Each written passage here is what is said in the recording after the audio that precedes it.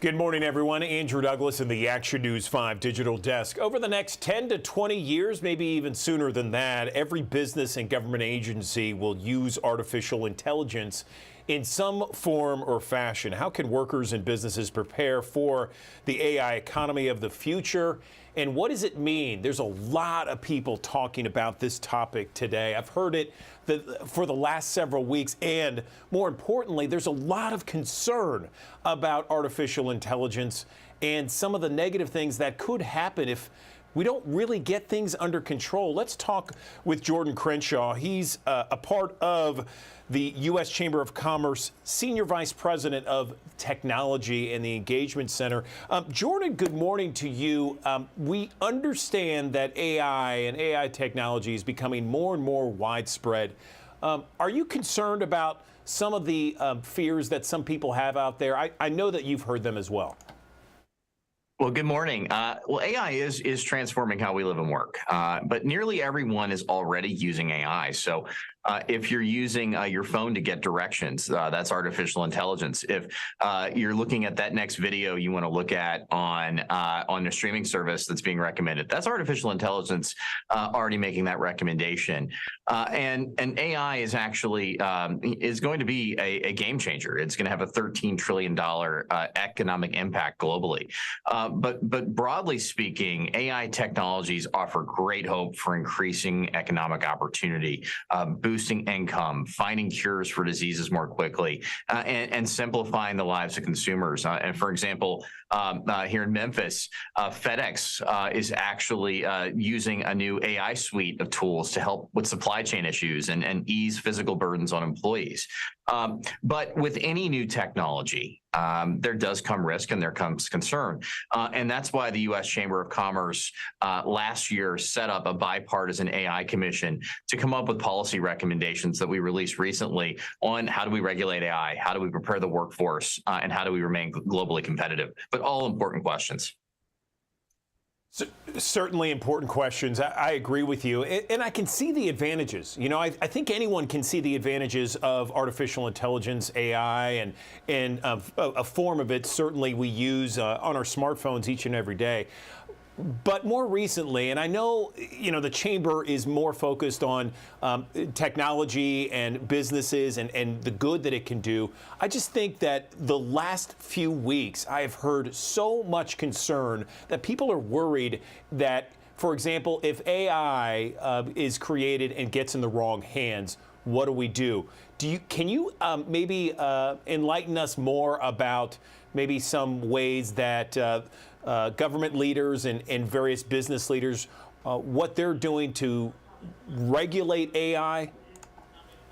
So our commission report makes a couple of recommendations here. First of all, government agencies actually already have the authority to regulate in the space of AI. In fact, if they're acting unfairly or deceptively, for example, the Federal Trade Commission could actually issue an enforcement proceeding against a company that's not acting in the best interest of consumers.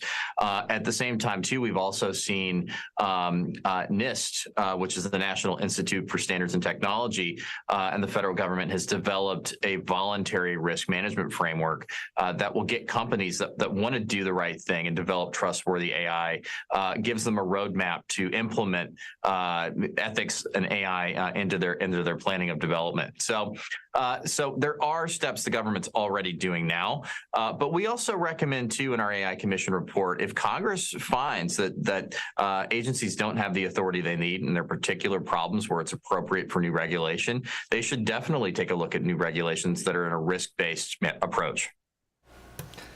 I appreciate that, Jordan. Thanks for enlightening me on that. Let's talk now about how the U.S. stays competitive in this realm of artificial intelligence. It seems like everybody, China and the like, everyone's getting in on artificial intelligence. How does the U.S. stay competitive and make it more of a positive and an upswing in this digital age? Well, the nation that leads in artificial intelligence will have a strategic advantage in the 21st century. And you mentioned China. China is investing heavily to try to beat the United States in AI research and development. And they're actually outpacing us in terms of patent filings and things like robotics. And this is another area that the Chamber's AI Commission made some recommendations. For example, it really is the time for the U.S. And its allies and like-minded nations to bolster their relationship and harmonize their approach to artificial intelligence so they can remain competitive with non-democratic countries. We also need to look at ways of modernizing intellectual property to ensure that the U.S. can outpace competitors, but also not lose out to things like IP theft abroad.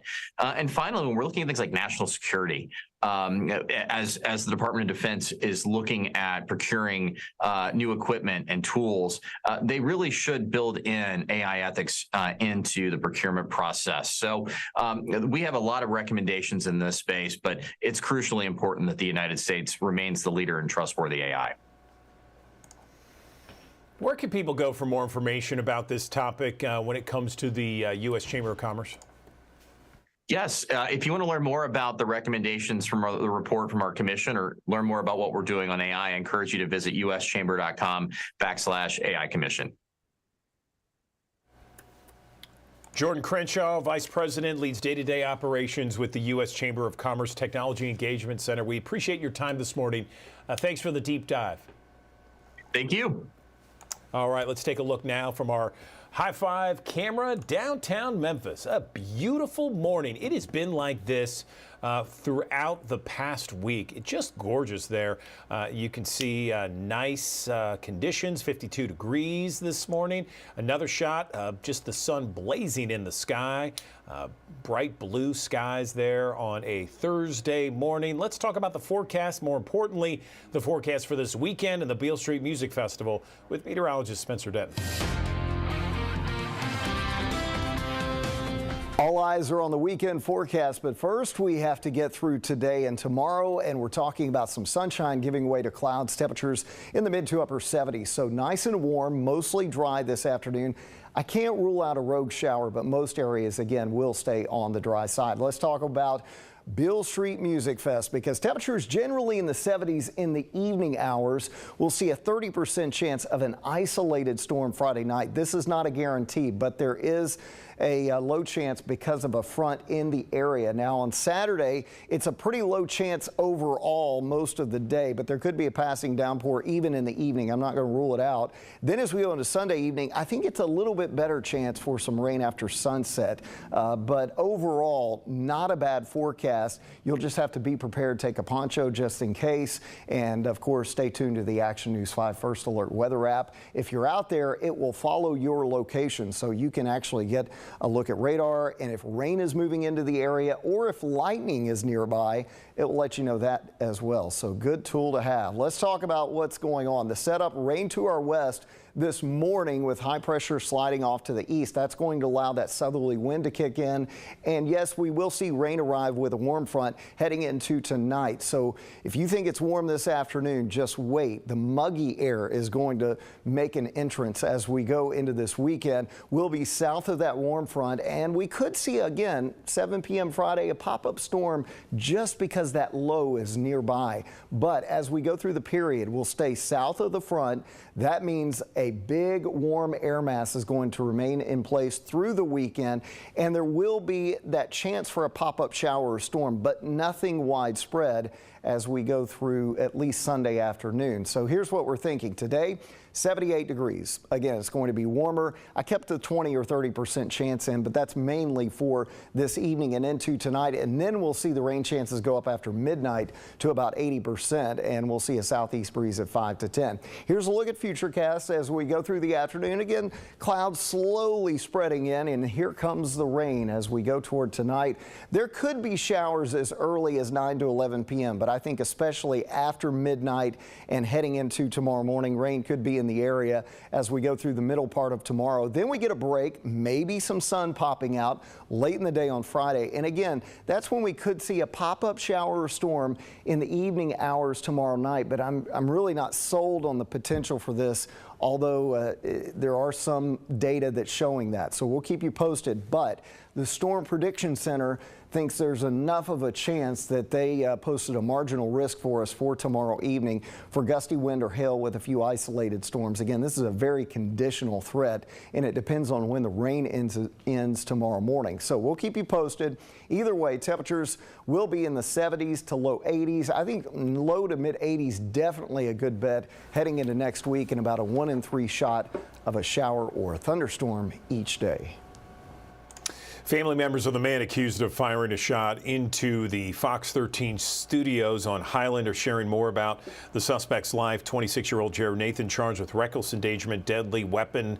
His aunt says that the young father, graduate of Lemoyne College, had experienced mental health issues after he was shot multiple times last fall. She says that incident is what prompted him to carry a gun. I mean, I was scared. He was pulling it out. He didn't look like it, so he looked like the devil doing this stuff, pulling out how he was looking, telling me he'll leave me. You know, I'm his auntie, and I know he loved me. It's something on the inside of him, you know, something he would never disrespect me and none of that. He is charged with aggravated assault from that incident. And one Memphis City Council member wants to make changes. Dr. Jeff Warren says he wants to ban permitless carry and the sale of assault weapons within the city of Memphis. He says he is currently drafting a plan.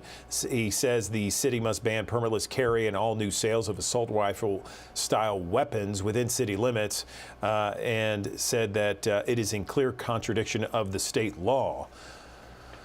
New developments in the investigation into the deadly shooting at a private school in Nashville. The Metro Nashville Police Department says it will withhold the release of the Covenant school shooter's writings for now. The department says it has been advised by counsel to do so. They didn't give a reason why. It comes after a lawsuit was filed this week by Tennessee Firearms Association and a former East Tennessee sheriff demanding the release of Audrey Hale's journals. Firearms Association and others believe those writings explain why Hale, who was a former student at the school, opened fire March 27th, killing 6 people. Gas station in Whitehaven set on fire after investigators say a man walked in, poured gasoline on an ATM. Firefighters say they responded to the Marathon gas station yesterday morning at 5:30. Crews arrived, found heavy smoke. Took about 40 firefighters over an hour to put the fire out. As far as damages, we're at about $1.5 million because of the roof damage and everything. And inventory and contents, we're at about $400,000. Well, Memphis firefighters tell us the cause of the fire was arson. This is the suspect. You can see Thomas Lee Glover. He's facing aggravated arson charges, and he is accused of being responsible for what firefighters say is over $1 million in damages. There were no injuries, fortunately, and 2 employees who were inside made it out safely. Okay, a new chapter for the Department of Children's Services in the state of Tennessee. The staff announcing that the alarming problem is no more. Children are no longer sleeping in DCS offices as of March 30th. The last...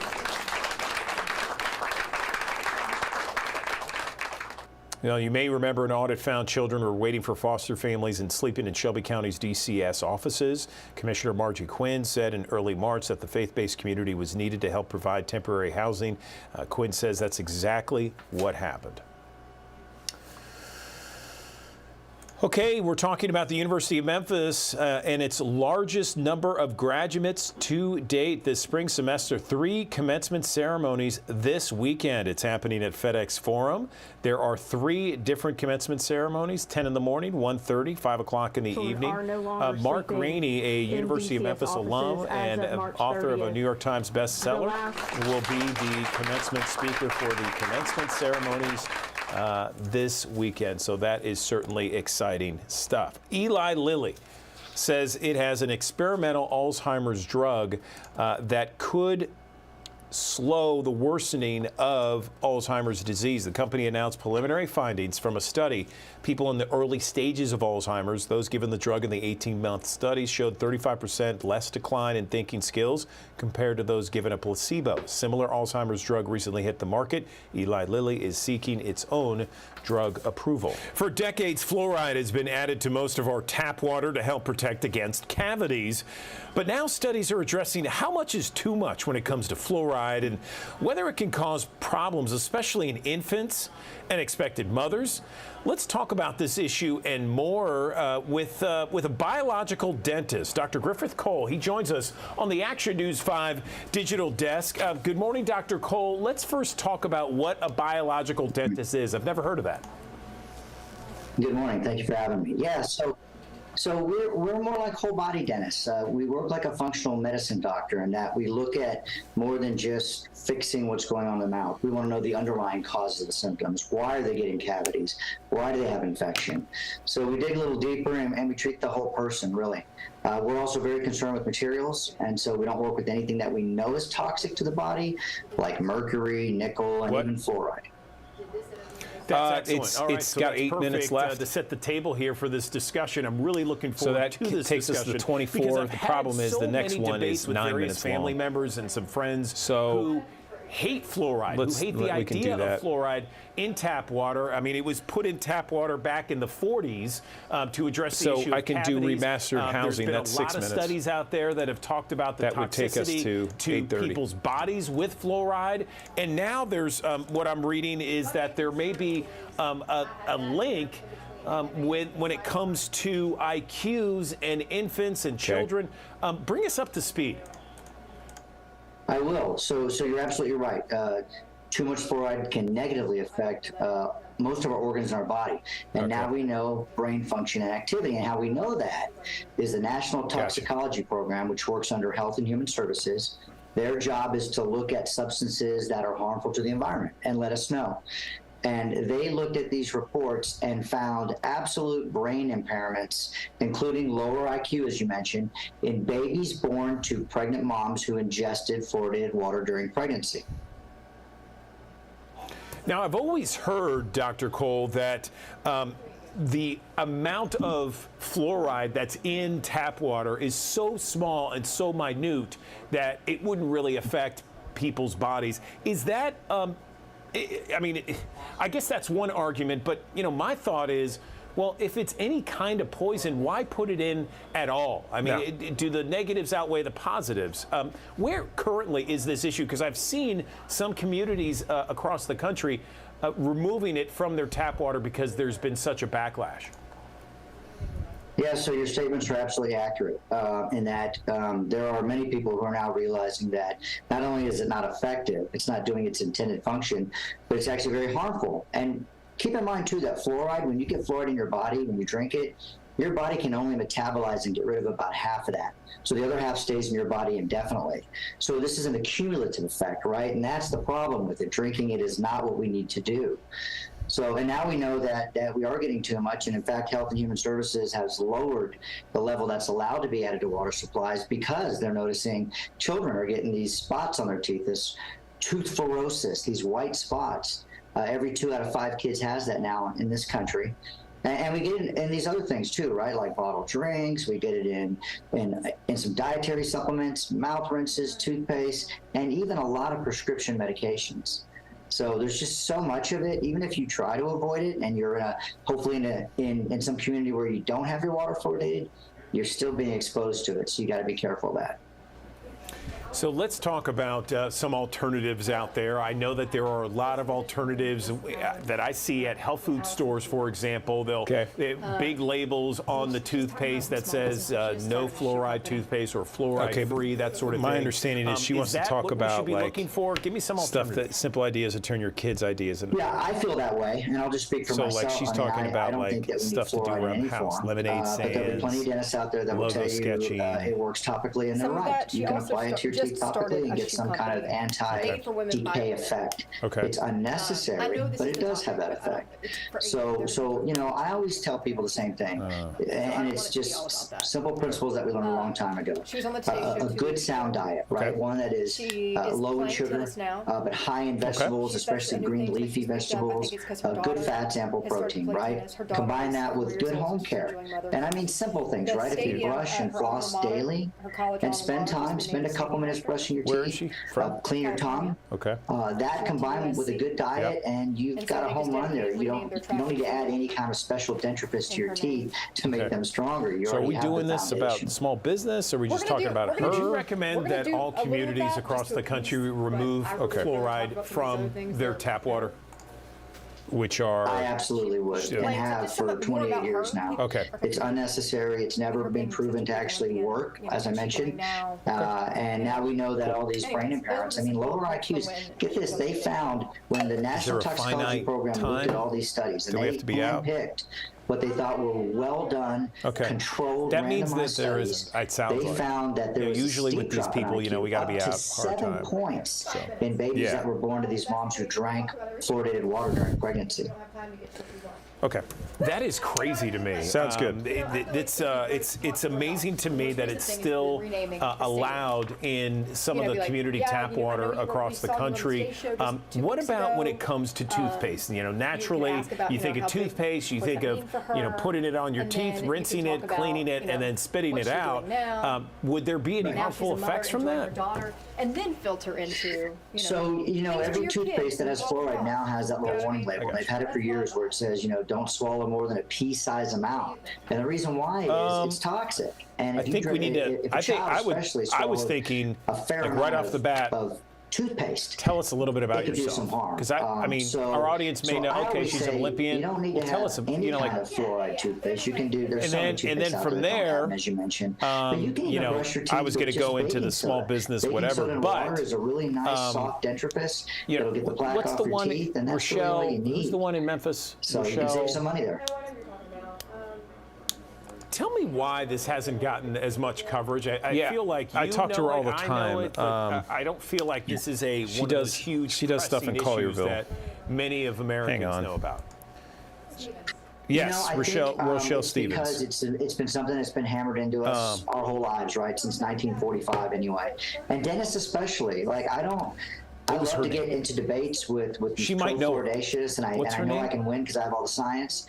But I think that when you're told that something is good for you, and you're told that again and again, you just take things at face value without really looking at the science behind it.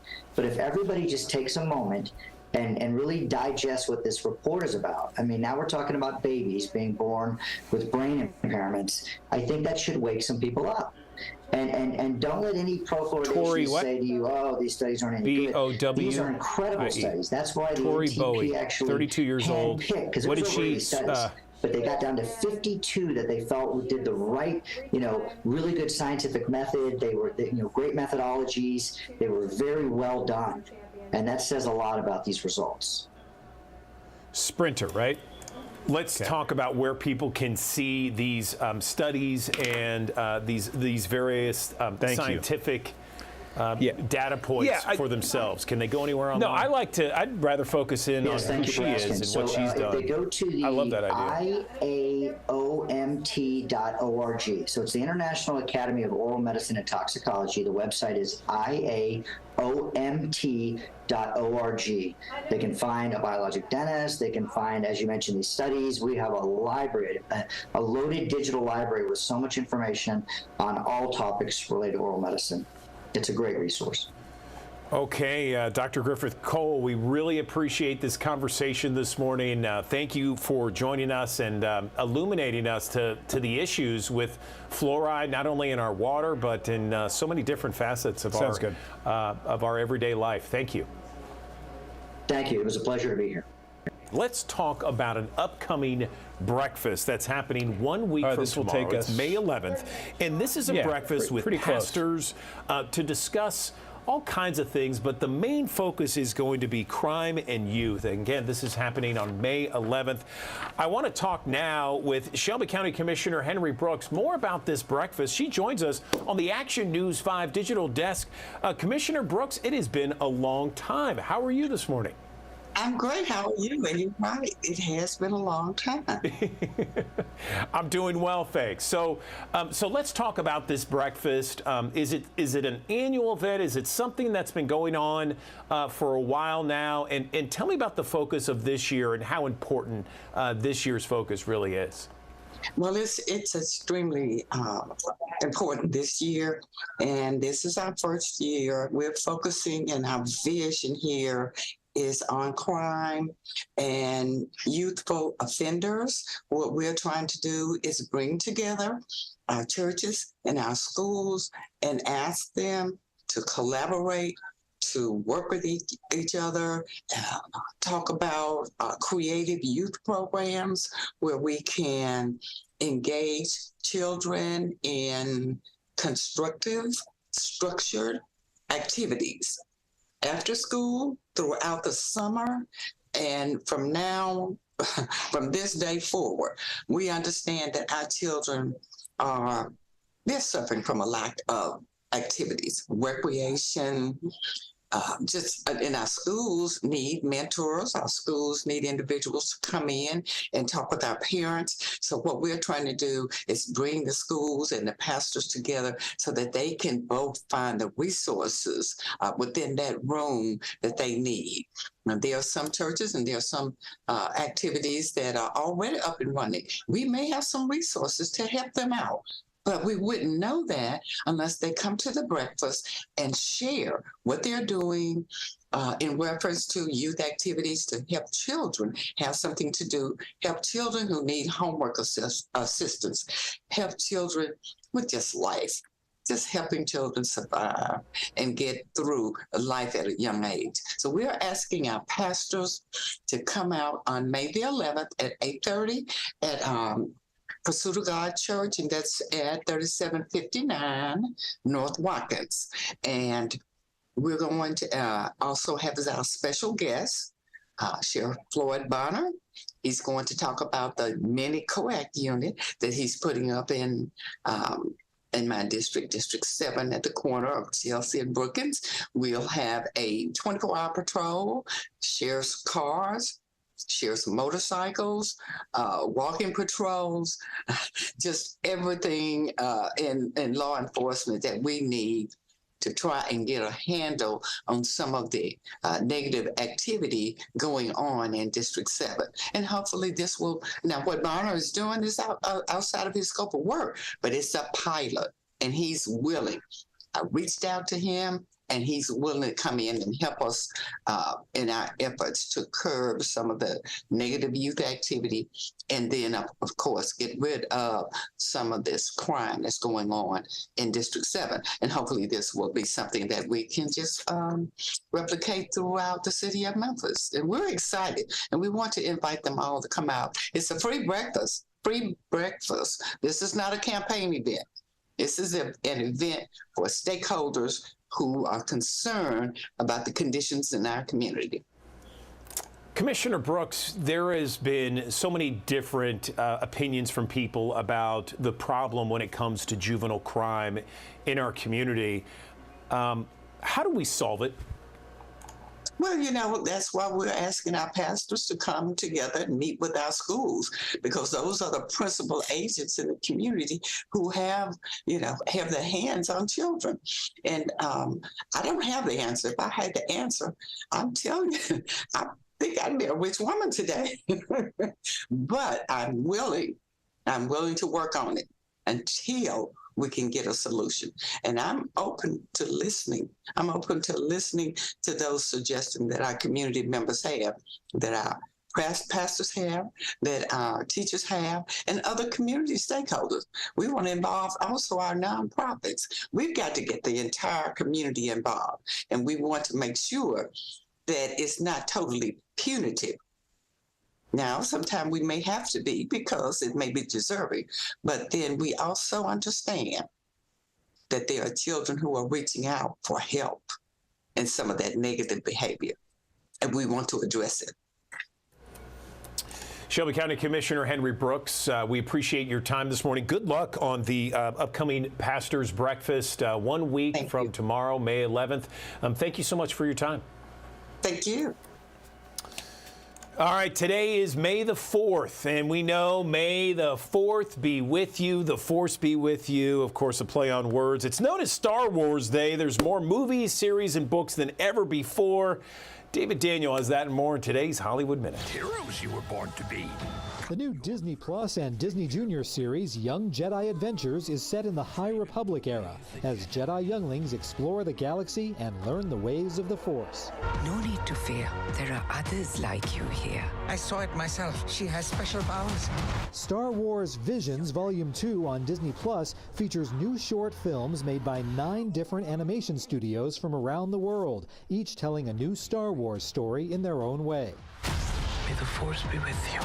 This could be the end of the fight. Holy smokes! Ripperoni wants to keep it going. Wow, what a shot! Look at those 2 forks are gone on the front side of Endgame. After weeks of preliminary bouts, the 32 contestants in BattleBots World Championship 7 are set. Despite the beating Endgame took from Ripperoni in this match, both bots made it into the tournament. It's robot fighting time when the first matches of World Championship 7 premiere tonight on Discovery Channel. In Hollywood, I'm David Daniel. Good morning, everyone. Andrew Douglas in the Action News 5 digital desk. Now, we know that Memphis and the Mid-South, when it comes to the Summer Olympic Games, you come to us. Action News 5 is your Olympic station. Well, we are in for a treat this morning. We have the most decorated American track and field Olympian of all time joining us on the digital desk. I'm talking about Allyson Felix with us this morning. Allyson, good morning to you. We saw you on the Today Show just a couple of weeks ago. Tell me how you're doing. Good morning. I'm doing really well. I am, really enjoying life after track and doing well. Can't complain. So I really appreciate you taking a few minutes to talk with us, Allyson. Bring us up to speed on you, on your career, and for some of our viewers, because we have thousands of people watching us right now, just tell us a little bit about your background and so people are familiar with your story. I have been running professional track and going to the Olympics for a very long time now. I've been to 5 Olympic Games, and I just recently retired and have a daughter, so I'm really enjoying time at home. I also have a business called Seish, where we make women's footwear designed for and by women. And so all of those things are keeping me really busy these days. Excellent, excellent. So, let's talk a little bit about, we have National Small Business Day. You mentioned you're a mom. You have a footwear company that's designed and for women, designed by women, for women. You got so much going on. You have Small Business Day coming up on, I believe it's May 10th. And so how are you marking this occasion with everything you got going on? Yes, it's a lot, but I am so excited to celebrate with my daughter this year. I just really want to foster her dreams. She loves to bake. And so we came up with Cammie's Cookies. We're going to have a bake sale, and she's just been introduced to counting money. And so we're really excited to do that. I understand your alma mater named their stadium after you. Tell me about that. Yes, I had the honor of the field at my track being named the Allyson Felix Field, which was something that I would never have dreamed of or imagined, but just an incredible honor. So I find it interesting, and so does my producer, Amanda, that you are an incredible, accomplished track and field athlete, but yet you're playing tennis now. Tell me about that. Yes, just trying to, come up with some new ways to stay active and creative. So many things on my plate, like this bake sale with my daughter that we're just really excited about for National Small Business Day. And partnering with HP has been incredible to be able to do that. They have so many resources online to be able to come up with fun business plans and printables. So we've had a great time just with that process and designing everything. And it's been really a lot of fun to be able to do that. Let me ask you about this, because this came to us this week, and I don't know if you know Tori Bowie. She was a 32-year-old world champion sprinter from Mississippi, and she died suddenly. Were you familiar with her? She's an Olympic athlete as well. And if so, what will you remember about her? It was just an awful, sudden thing. Yes, Tori is, she was my teammate for a very long time. So yeah, still just even trying to process just such incredibly sad news. And so it's an honor to be her teammate, and I'll just continue to celebrate her life and just really lift up her family during this time. No question about it. And our thoughts and prayers are with her and her family as well. Thank you for saying those things, Allison. Let's talk about some simple ideas on this Small Business Day. I mean, switching gears a little bit because it is coming up later this month. And you mentioned your daughter, who's 4 years old, and I know that there's plenty of parents out there that have either lemonade stands and car washing events. What kind of advice, or what are you thinking about when it comes to that kind of thing later on the Small Business Day later this month? Yeah, I think as a parent, there is nothing that we enjoy more than really fostering those dreams and encouraging our kids to dream big. And so I have really just taken to that. I love that HP has all of these amazing resources that they offer for kids to be able to do that. And then also just making sure that I'm ready to go. I think there's nothing worse than having all this momentum and energy and then getting ready to design and, print signage and not having ink and paper. So I love that they have this amazing HP Instant paper add-on service where ink and paper is delivered straight to your home. So that hasn't been an issue in our household. But I'm just really excited to help my daughter. Obviously, business is important in my life, and I want her to have that same entrepreneurial spirit. You've been involved in the Olympics. As I mentioned at the top, you're the most decorated American track and field Olympian of all time. Give me some amazing memories that you will never forget, some of the high points that come to mind when you think about your track and field career. I think just everything the Olympic spirit embodies. I've had the best time competing in the most amazing places, meeting incredible friends, and just that thrill of being able to compete on that stage. It's something that I will never forget. I've learned so many lessons, and I feel so blessed to have been able to just represent my country. Do you see your daughter as perhaps someone who may carry the torch, so to speak? I'm definitely seeing athletic signs, but I just really want her to pursue whatever she wants to do. I'm getting her involved in all kinds of things, dance, and, we're playing soccer. And so she'll have plenty of time for that when it comes around. Absolutely. And, we're in Memphis. We broadcast to Mississippi, Arkansas, West Tennessee. We are friends with Rochelle Stevens, an Olympic gold medalist from back in the 90s when the games were in Atlanta. Have you ever been to the Memphis Mid-South area? If so, where'd you go? I actually was just recently in Tennessee, visiting some friends. And so, yeah, it's an area that I get to every now and then, but I would love to come back more.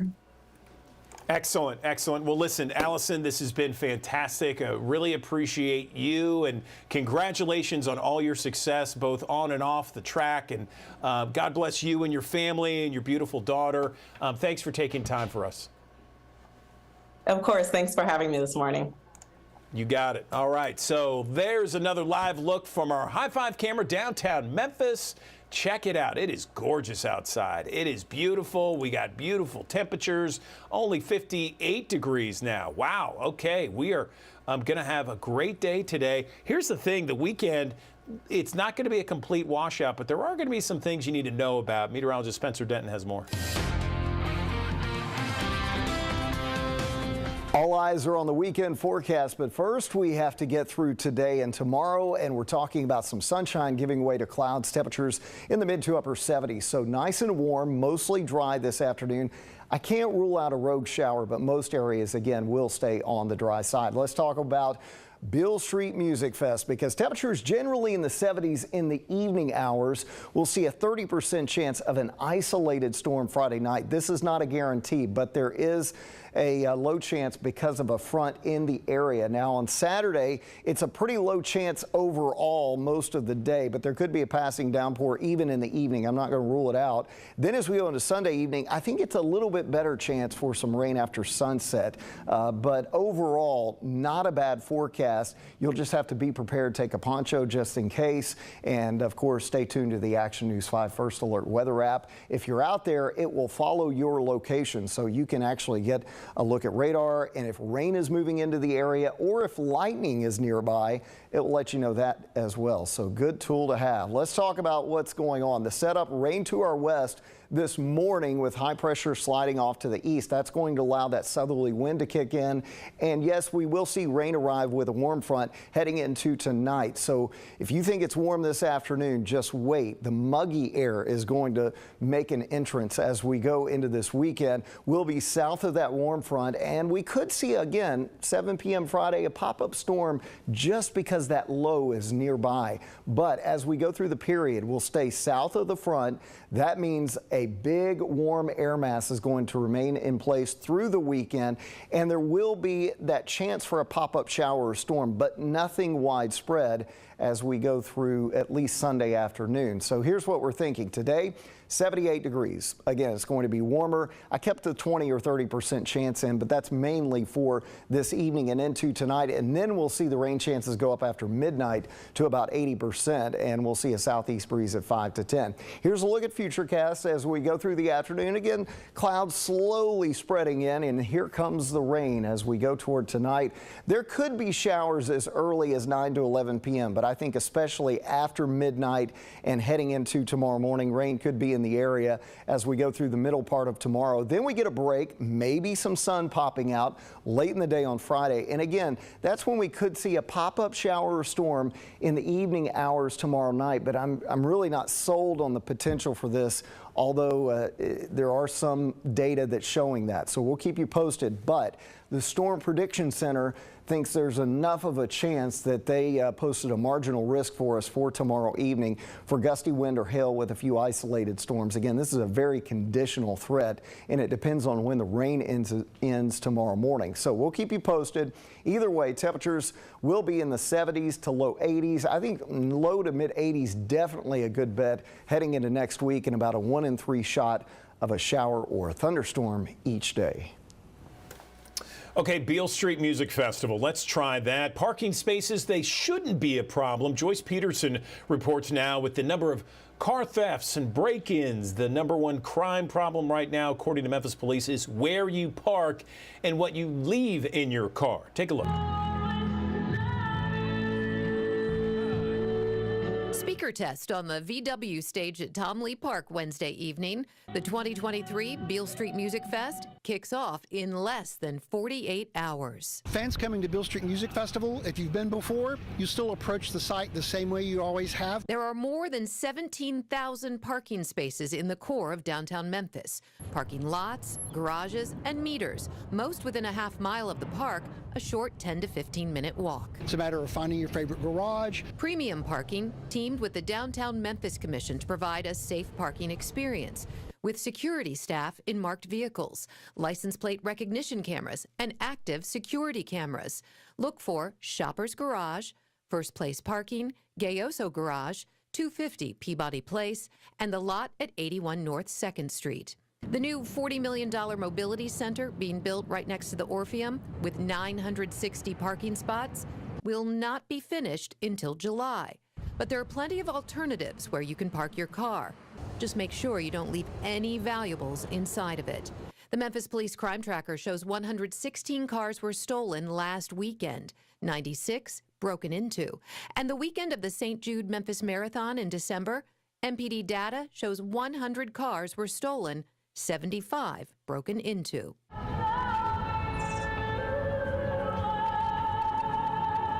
A safe weekend, seeing artists you love perform live. Will be music to the ears of festival goers. Is there a preferred parking garage that Memphis in May recommends for folks? No, we're wide open. Anything that's close and it makes sense for you and as you're traveling, how you like to come and go out of downtown, we would say go for it.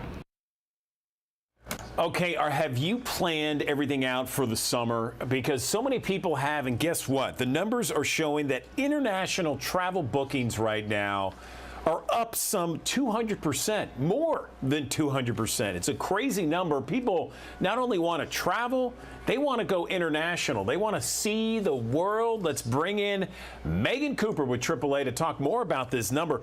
An extraordinary number, but I have to say, Megan, my family and I this past spring break, we went to Costa Rica, and it was fabulous. Our producer, Amanda Hanson's got an amazing honeymoon plan internationally.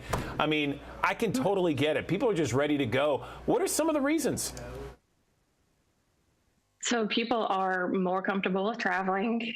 We've seen that trend over the last couple of years, but people are ready to go. They're ready to get out and see new places. And, we're seeing that reflected in our travel bookings.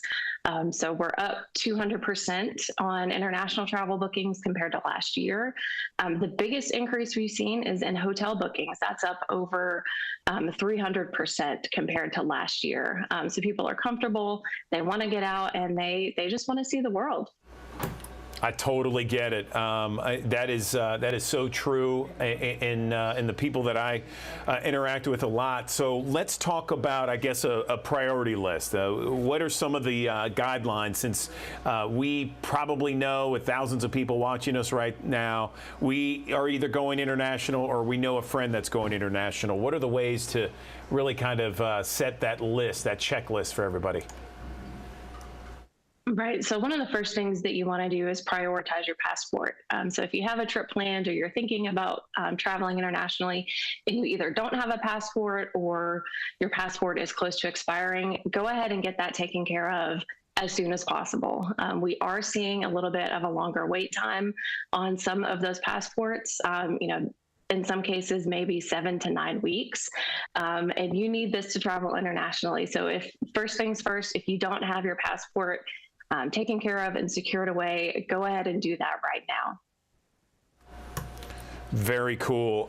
What about when it comes to packing and, my biggest fear was that, okay, our flight's going to get canceled and we're going to be, up a creek, I guess, for lack of a better term.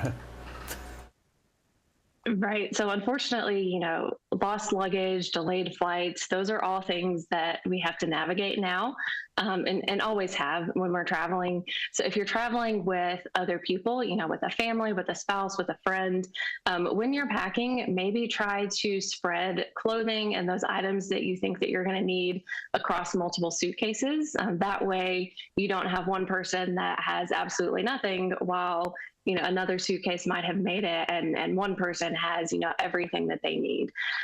When I personally travel, I try to keep everything in a carry-on and try not to check baggage. So if at all possible, if you don't have to check that baggage, maybe try to fit everything into a carry-on.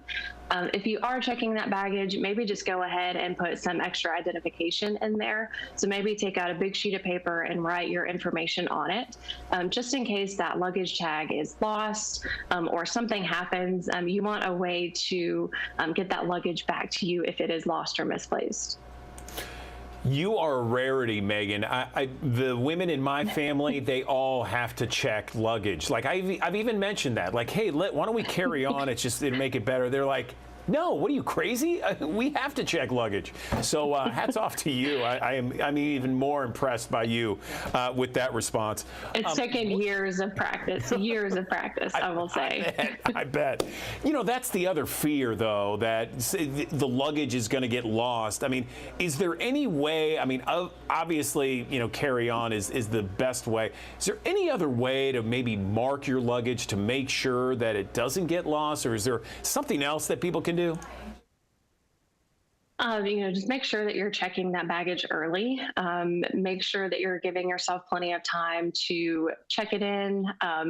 Be mindful of how you're planning your flights. So if at all possible, try to book those early morning flights.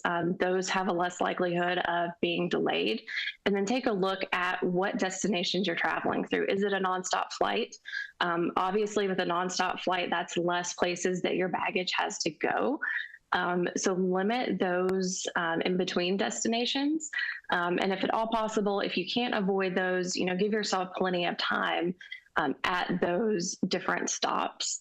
And, you know, sometimes we just can't avoid losing our luggage. You know, sometimes the inevitable happens and, you know, you're that unlucky person. So that is one instance where travel insurance can really come in handy. And travel insurance does cover some of those costs of delayed flights as well as lost baggage fees. Help me maneuver travel insurance for a second here, because I know travel insurance is a big question mark for a lot of people when they travel internationally.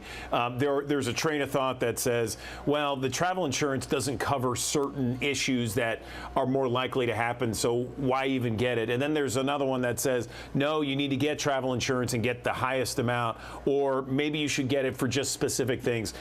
Tell me where you stand, where AAA stands when it comes to travel insurance. So with travel insurance, you know, we always advise for people to purchase this, especially if you're traveling internationally. You're likely spending a lot of money. So we want you to protect that investment.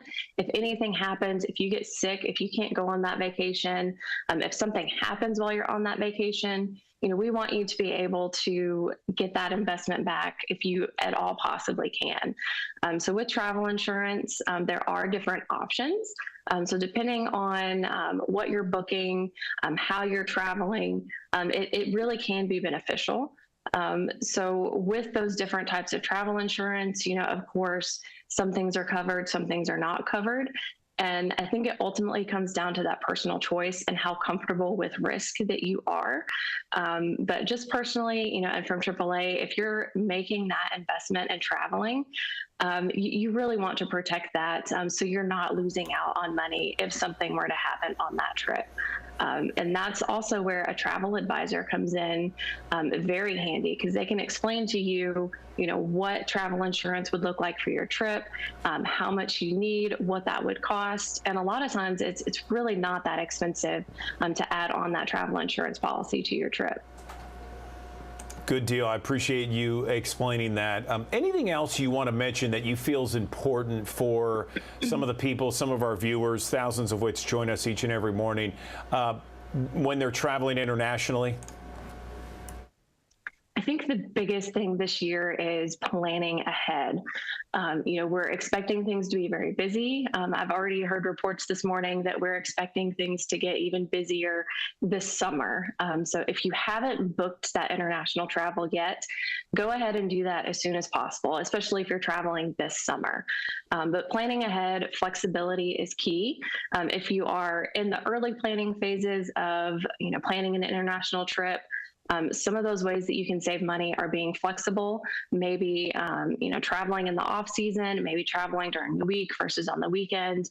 But the biggest thing I think for travelers this year is start to plan early and book that trip early. You know, with the demand and the interest that we've seen so far this year, that's likely to continue throughout the rest of the year. So that sweet spot of getting the trip that you want at the price that you want really is going to come from planning ahead and booking early. Megan Cooper, who only carries on her luggage on those international flights. Megan, I really appreciate you and all that you do for us here at the Digital Desk, informing our public about the do's and don'ts when it comes to so many different things, including international travel. Thanks very much. Okay, are you among the millions of Americans looking to buy your next home this year? Perhaps you're looking at the higher interest rates, maybe questioning whether or not you should buy, even if it's possible in our current market. All kinds of trends. Maybe you want to find the right home right now. Maybe you want to wait. Let's talk about the state of real estate and the latest housing numbers and perhaps a little bit of advice right now. Let's talk to RE/MAX President, CEO Nick Bailey. He joins us on the Action News 5 Digital Desk. Good morning, Nick. Let's talk about the latest housing market trends that you're seeing. How are you? I'm great, Andrew. Thanks for having me. Well, I can say the spring market is here and it has some bright spots. We're off to a good start. For example, on average, home sales are up just over 30% from February to March, which is a big number. However, there are a few other things that are happening that I think is important for buyers and sellers to know. Is even though the spring market's off to a good start, inventories are still fairly tight. And even though inventory levels have come up, you look at in the Memphis area, just over 47%, they're still fairly low. And that's what's keeping prices where they are. Prices in your area have only in the last year come down around 1%. So they're holding fairly steady. But for buyers, there's something that's even more important happening that's helping them, which is they're not competing against as many buyers right now. And houses are actually selling for around 1% under the ask price, which is vastly different than a year ago when buyers were competing against multiple people and most houses were selling well over their asking price. And so that all combined right now is good news for buyers. With higher interest rates, especially higher than last year, Nick, what do buyers need to know in order to get into the right house? Well, interest rates have definitely been at the center of the conversation over the past many months. And so I think the most important thing for buyers to realize is that having a good lender, shopping your rate, and more importantly, looking at maybe mortgage products that are not just the 30-year fixed rate. Everyone has only been talking about the 30-year fixed because it was so low. But the reality is right now, there are lower interest rate products available for buyers. Things like adjustable rate mortgages. There are interest rate buy down opportunities, first-time home buyer programs that have lower rates. All in all, we kind of have a saying that comes into this market, which is buyers need to marry the house and date the rate. Find the right house for you and make sure you've got the right down payment, but you can always refinance. Shall more favorable rates be in our future? So, Nick, we have thousands of people that watch us here on the Digital Desk. What would you say if there were like bullet points for those, prospective home buyers out there? If there were 3 bullet points you could give them this morning when it comes to looking for that perfect house, what would it be? Number 1, have a great agent, because a really experienced, good agent that knows the specifics of the market today can help you navigate the space. And let's face it, buying or selling a home is a complex process and makes people nervous. And having a good, trusted advisor that knows how to navigate the market can make all the difference in the world. Number 2, for a buyer, get pre-qualified. Get with your lender and make sure you understand what you can afford with the interest rates, what they are today, so that it can ease your home shopping experience and you will know what price range to match your needs. And I think the third piece is, as a buyer, don't take yourself out of the market just because interest rates have gone up. There are ways to become a buyer today when you've got the right agent and lender on your side, looking at all the options that are available. Great stuff there. So we've talked about the buyer's market. Let's talk about the seller's market here. Let's say you want to sell in this market, cash out of your house. What do you tell those sellers out there? So sellers, make sure you get real on your price. Even though your prices are holding fairly steady, we're not seeing that crazy double-digit price appreciation that we did a year or two ago. And so when you've got your home priced right, you're actually set up to sell at the best possible price. Versus the biggest mistake sellers can make is, oh, well, let's try it higher than the market and we can always come down. On average, you end up selling for anywhere from 5 to 8% less than market value when you do that. So avoid that mistake. And then the second thing I would tell sellers is, because homes are staying on the market just a little bit longer, that means that buyers have a chance to look at more homes. And so you might have to do some slight home improvements, have your house staged properly, get it in show condition, because a house that's priced right and looks good is absolutely the best formula to sell it in the least amount of time for the most amount of money. We've talked about a lot here, Nick. Can viewers get some of this information online anywhere? Absolutely. Go to remax.com, whether you're a buyer or a seller. Great information to help you navigate the process. Okay, President and CEO of RE/MAX, Nick Bailey, giving us some great tips and suggestions and ways for both buyers and sellers to be successful this year. I appreciate the time, Nick. Thank you. Thanks very much. Okay, I want to tell you that Memphis Animal Services just took in 35 kittens needing foster homes in the past 24 hours. We have Memphis Animal Services Director Alexis Pugh joining us now to talk about this issue. So what happened, Alexis? Good morning. Hi, good morning, Andrew. I wish I could say that something significantly different than what we would expect happened, but this is what is kitten season, and it hits every single year. As the spring arrives, so do the birth of kittens. And of course, we are going to be the place where those kittens end up. So we are seeing it every single day. And the past 24 to 48 hours specifically have been a time where we have had an onslaught, a deluge of kittens, so to speak. And so the good news is we put out a plea on social media. We've gotten most of the individual kittens without moms out.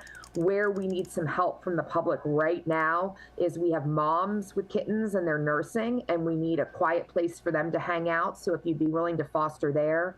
And then what we also need is what we're calling our emergency on-call list. So this means that you agree to be on a list of people that we can call when we do get in underage kittens that need to be bottle fed, and that you agree that you'll hang on to them for even just 24 hours until we can find a more permanent foster situation. So we're desperately looking for people. We have exhausted every one of those emergency fosters. They all have kittens right now. So we are desperately looking for people willing to sign up and say, if they come in, you can call me and I'll be there to help. I usually remember you saying 10 days as kind of a timetable, but is this a little bit different? You mentioned 24 hours. Is there another time frame here? Sure. So usually fostering can vary based on the desire of the foster parent. And so we have many that will take those bottle kittens and will keep them until they're old enough to be adopted at the 6 or 8 week mark. But right now, because of our exhausting of our current emergency database, we're looking for someone, even if they're not willing to make that 6 to 8 week commitment, we're looking for people willing to make a 24 to 48 hour commitment. Of course, longer is always better for us, but at this point, if we can have a database, if we can have another 20, 30, 40 people who say, I will sign up to come get some kittens and keep them for 24 to 48 hours while you find another foster situation, that's our desperate need at this moment. Wow. Okay. And what can people do to just kind of reach out and also spread the word? Yeah, absolutely. So on our website, which is at memphisanimalservices.com, there is a very easy to find bar there that says, I want to foster. And you go in, it links you directly to the foster application, so you can sign up to do that. If you're already a registered foster with us, feel free to reach out to us and see if we have any active needs right now. And if you're not personally in a position to foster, that's okay, because there's other ways you can help with all of these kittens and puppies that are coming in. We have already run out of all of the powdered kitten formula that we got at our kitten shower that we held a couple months ago. We need bottles, we need formula, we need warming discs for these little kitties. And you can find all of that on our website as well at memphisanimalservices.com under I Want to Donate. And there's a subcategory called Donate Needed Items, and we have wish lists there. And those wish lists will take you to one specifically for the foster program. You can place an order through Amazon or other online providers, Cuddly, Chewy, and those things will be shipped directly to us to help give us the supplies we need for those people who do come in to get kittens. If someone wants to adopt, I know we're talking about fosters here, but if someone wants to adopt a kitten or a puppy, what are the costs? Sure. So if you sign up to be a foster with us and you take those animals into your home as a foster, you're going to get a free adoption out of that. We thank you for your service by not charging you that adoption fee. So let's say you take a couple of kittens, you want to help find them homes, but you want to keep one for yourself. We're not going to charge you for that adoption. But if you're interested in just beginning the adoption process for dogs or cats, and we desperately need dog adopters right now for our adult dogs, and puppies. We have so many dogs in our building right now. Our adoption fees are very reasonable and include a ton of stuff. Those puppies and small dogs and kittens are going to be $80. Adult dogs and adult cats are $40. And any animal that's on our deadline plea list that we urgently want to get out of the building, that's reduced down to $20. And you're going to get all of the same value services there. They're going to be spayed and neutered, microchipped, up to date on age-appropriate vaccines, heartworm preventative for dogs, flea preventative for both dogs and cats. So you're getting a great package deal for that price. But for us, it's not about the money. It's about finding great homes for these animals. So whether you can foster, whether you're in a position to adopt, we need you now. Right. And there's so many different options people could do. I mean, they could do the wish list. I love that idea where even if you can't foster, you can fulfill some help and just fulfill some of those wish lists. Anything else you want to mention, Alexis, we haven't touched on? Just that, we know every year that our intake demands go up as the weather gets warmer. That is just a normal part of the breeding cycle. We see more and more kittens and puppies coming in, more and more dogs getting out and getting loose, things like that. So if you've considered adding a pet to your family, if you are in a position to foster even short term, great summertime activity for your children if they're home, teach them the skills of helping to care for these animals, now is the time. And so we are calling on the community, as we do always. If you can, please help. We need you now. Services, Alexis Pugh, Director of Memphis Animal Services, memphisanimalservices.com. Appreciate you and all the hard work you and your staff do for Memphis and our community each and every day. Thanks so much. Thank you. All eyes are on the weekend forecast, but first we have to get through today and tomorrow, and we're talking about some sunshine giving way to clouds, temperatures in the mid to upper 70s. So nice and warm, mostly dry this afternoon. I can't rule out a rogue shower, but most areas, again, will stay on the dry side. Let's talk about Beale Street Music Fest, because temperatures generally in the 70s in the evening hours. We'll see a 30% chance of an isolated storm Friday night. This is not a guarantee, but there is a low chance because of a front in the area. Now on Saturday, it's a pretty low chance overall most of the day, but there could be a passing downpour even in the evening. I'm not going to rule it out. Then as we go into Sunday evening, I think it's a little bit better chance for some rain after sunset, but overall, not a bad forecast. You'll just have to be prepared, take a poncho just in case, and of course, stay tuned to the Action News 5 First Alert weather app. If you're out there, it will follow your location, so you can actually get a look at radar, and if rain is moving into the area or if lightning is nearby, it will let you know that as well. So good tool to have. Let's talk about what's going on. The setup, rain to our west, this morning with high pressure sliding off to the east. That's going to allow that southerly wind to kick in. And yes, we will see rain arrive with a warm front heading into tonight. So if you think it's warm this afternoon, just wait. The muggy air is going to make an entrance as we go into this weekend. We'll be south of that warm front, and we could see again 7 p.m. Friday a pop-up storm just because that low is nearby. But as we go through the period, we'll stay south of the front. That means a big warm air mass is going to remain in place through the weekend, and there will be that chance for a pop-up shower or storm, but nothing widespread as we go through at least Sunday afternoon. So here's what we're thinking today. 78 degrees. Again, it's going to be warmer. I kept the 20 or 30% chance in, but that's mainly for this evening and into tonight. And then we'll see the rain chances go up after midnight to about 80%, and we'll see a southeast breeze at 5 to 10. Here's a look at Futurecast as we go through the afternoon. Again, clouds slowly spreading in, and here comes the rain as we go toward tonight. There could be showers as early as 9 to 11 p.m., but I think especially after midnight and heading into tomorrow morning, rain could be in the area as we go through the middle part of tomorrow. Then we get a break, maybe some sun popping out late in the day on Friday. And again, that's when we could see a pop-up shower or storm in the evening hours tomorrow night. But I'm really not sold on the potential for this, although there are some data that's showing that. So we'll keep you posted. But the Storm Prediction Center thinks there's enough of a chance that they posted a marginal risk for us for tomorrow evening for gusty wind or hail with a few isolated storms. Again, this is a very conditional threat, and it depends on when the rain ends tomorrow morning. So we'll keep you posted. Either way, temperatures will be in the 70s to low 80s. I think low to mid 80s definitely a good bet heading into next week, and about a 1 in 3 shot of a shower or a thunderstorm each day. Okay, Shelby County leaders, whoa, check that out. All right, Shelby County leaders talking money for next year's budget with the elected county leading, and especially Shelby County commissioners, and that includes embattled Shelby County Clerk Wanda Halpert. Rhea Bolden reports.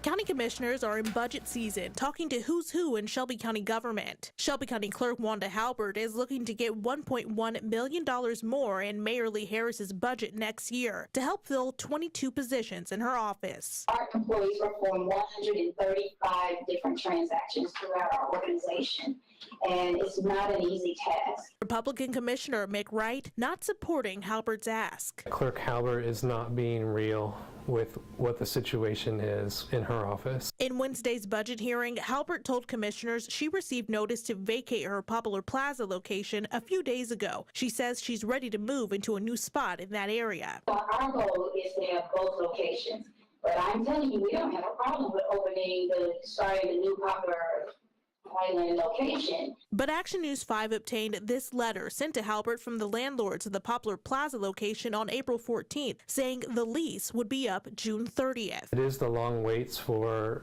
mailings and so forth, but now we're seeing offices about to close. We're seeing expired leases and additional fees. Those additional fees, Wright says, are holdover fees from the owners of the Whitehaven Clerk's Office location after the lease expired. Halpert told commissioners they're not in danger of eviction. Clerk Halpert, what is the projected date to get the Riverdale office open? The long-awaited opening of the Riverdale office off of Winchester Road. Halpert promising commissioners it'll open by at least June 3rd, but won't be fully operational because it'll only be staffed with 4 employees when it opens. Can't say it'll be fully functioning, but it can be open. Okay, so and please don't get upset with me if there's a commission.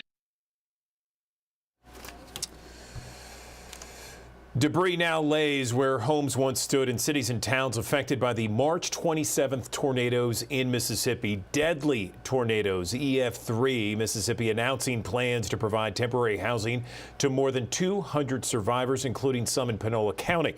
Survivors can live in mobile homes for up to 18 months. That timeline's already started there. That's when the tornadoes hit back on March 24th. MEMA's executive director already looking into how his office can get around that timeline. I am a realist, and you can bet your bottom dollar that I will probably be asking a request for FEMA to extend that because of the amount of time that it took to get them on site.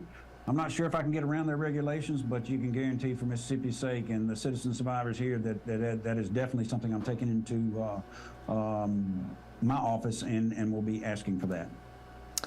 Samaritan's Purse also helping people find temporary housing there. I want to show you this. This is an opportunity for you to help with the cleanup recovery efforts from those storms all across the Mid-South, not just Mississippi, but also Tennessee and Arkansas. It was 2 weeks, and we were deluged with tornadoes, powerful ones, EF3s, that ravaged areas of West Tennessee, eastern Arkansas, and North Mississippi. There is a drop-down menu if you just text the word storm to the number on your screen, 51555. And you can also visit gray.tv/relief in order to donate.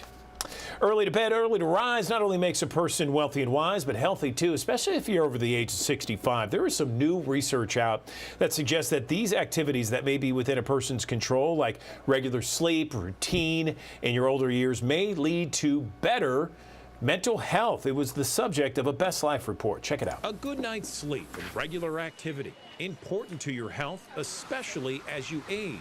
But not all activity and not all sleep is created the same. Professor Stephen Smagula and his colleagues analyzed data from 1,800 adults over 65 for a study in which they wore devices to record their movement, and they found 30% had no set pattern to their sleep and activity routines. So if your pattern was disrupted, you were more than twice as likely to have significant depression symptoms. Another 32% got up at the same time but only had mild activity for 13 hours during the day. This group had some symptoms of depression and also scored lower on cognition. And 38% had what Smagula called a robust pattern. That means 15 hours of activity each day. Now, the people of strong rhythms were getting up the same time every day before 7 o'clock, and then throughout the day, they were very active and engaged, and they intended to go down and rest at the same time every day. The adults with the regular sleep and robust activity patterns were happier and had better cognitive functioning, suggesting routine matters. Professor Smagula says the first step he suggests for seniors is to get up at the same time every day, no matter how tired you are. He says most people think about intensity when they think of activity, but the research suggests that the duration of activity matters more, meaning older adults should find ways to stay engaged throughout the day. With Ways to Live Your Best Life, I'm Andrew Douglas, Action News 5. We are always talking about cybercrime, ways to protect yourself, identity theft, scammers that are out there. It's certainly something that you have to be cognizant of, vigilant of, no question about it. It's constantly changing, and the scammers out there are always trying to find new ways to either get your personal information or get your money. Let's bring in an expert here from Cisco Security. We got Dave Lewis on the digital desk, global advisory to Cisco Security. Dave, let's talk about the issue of cybercrime and what do people need to know about the current threats that are out there. Good morning. Good morning, and thank you very much for having me. So some of the current threats that we're seeing out of our Talos Intelligence Group at Cisco are that in the last quarter, attackers have been going after healthcare organizations, hospitals, and things to that effect, trying to gain access to those environments, as well the typical pieces that we see that continue on as well are ransomware as in phishing attacks in addition to that.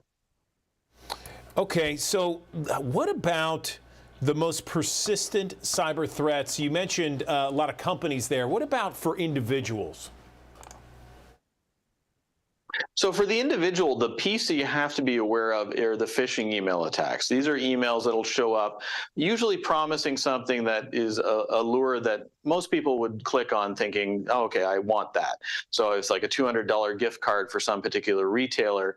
In actuality, that is a lure to get somebody to click a link that will, unbeknownst to them, install malicious software on their system or give the attacker remote access to the system or steal passwords. So, the user has to be vigilant about those. In the past, those emails were very easy to spot because they were poorly written and horribly crafted. But now the attackers have really upped their game. So you have to exercise a level of due diligence and say, is this really something that I'm expecting? Is this too good to be true? So if you apply that sort of rationale, you'll probably put yourself in a much better position. We're hearing all the time about AI, artificial intelligence, and the negative consequences of it. And artificial intelligence is in almost everything these days. How is artificial intelligence trying to breach our identity theft and is a part of cybercrime?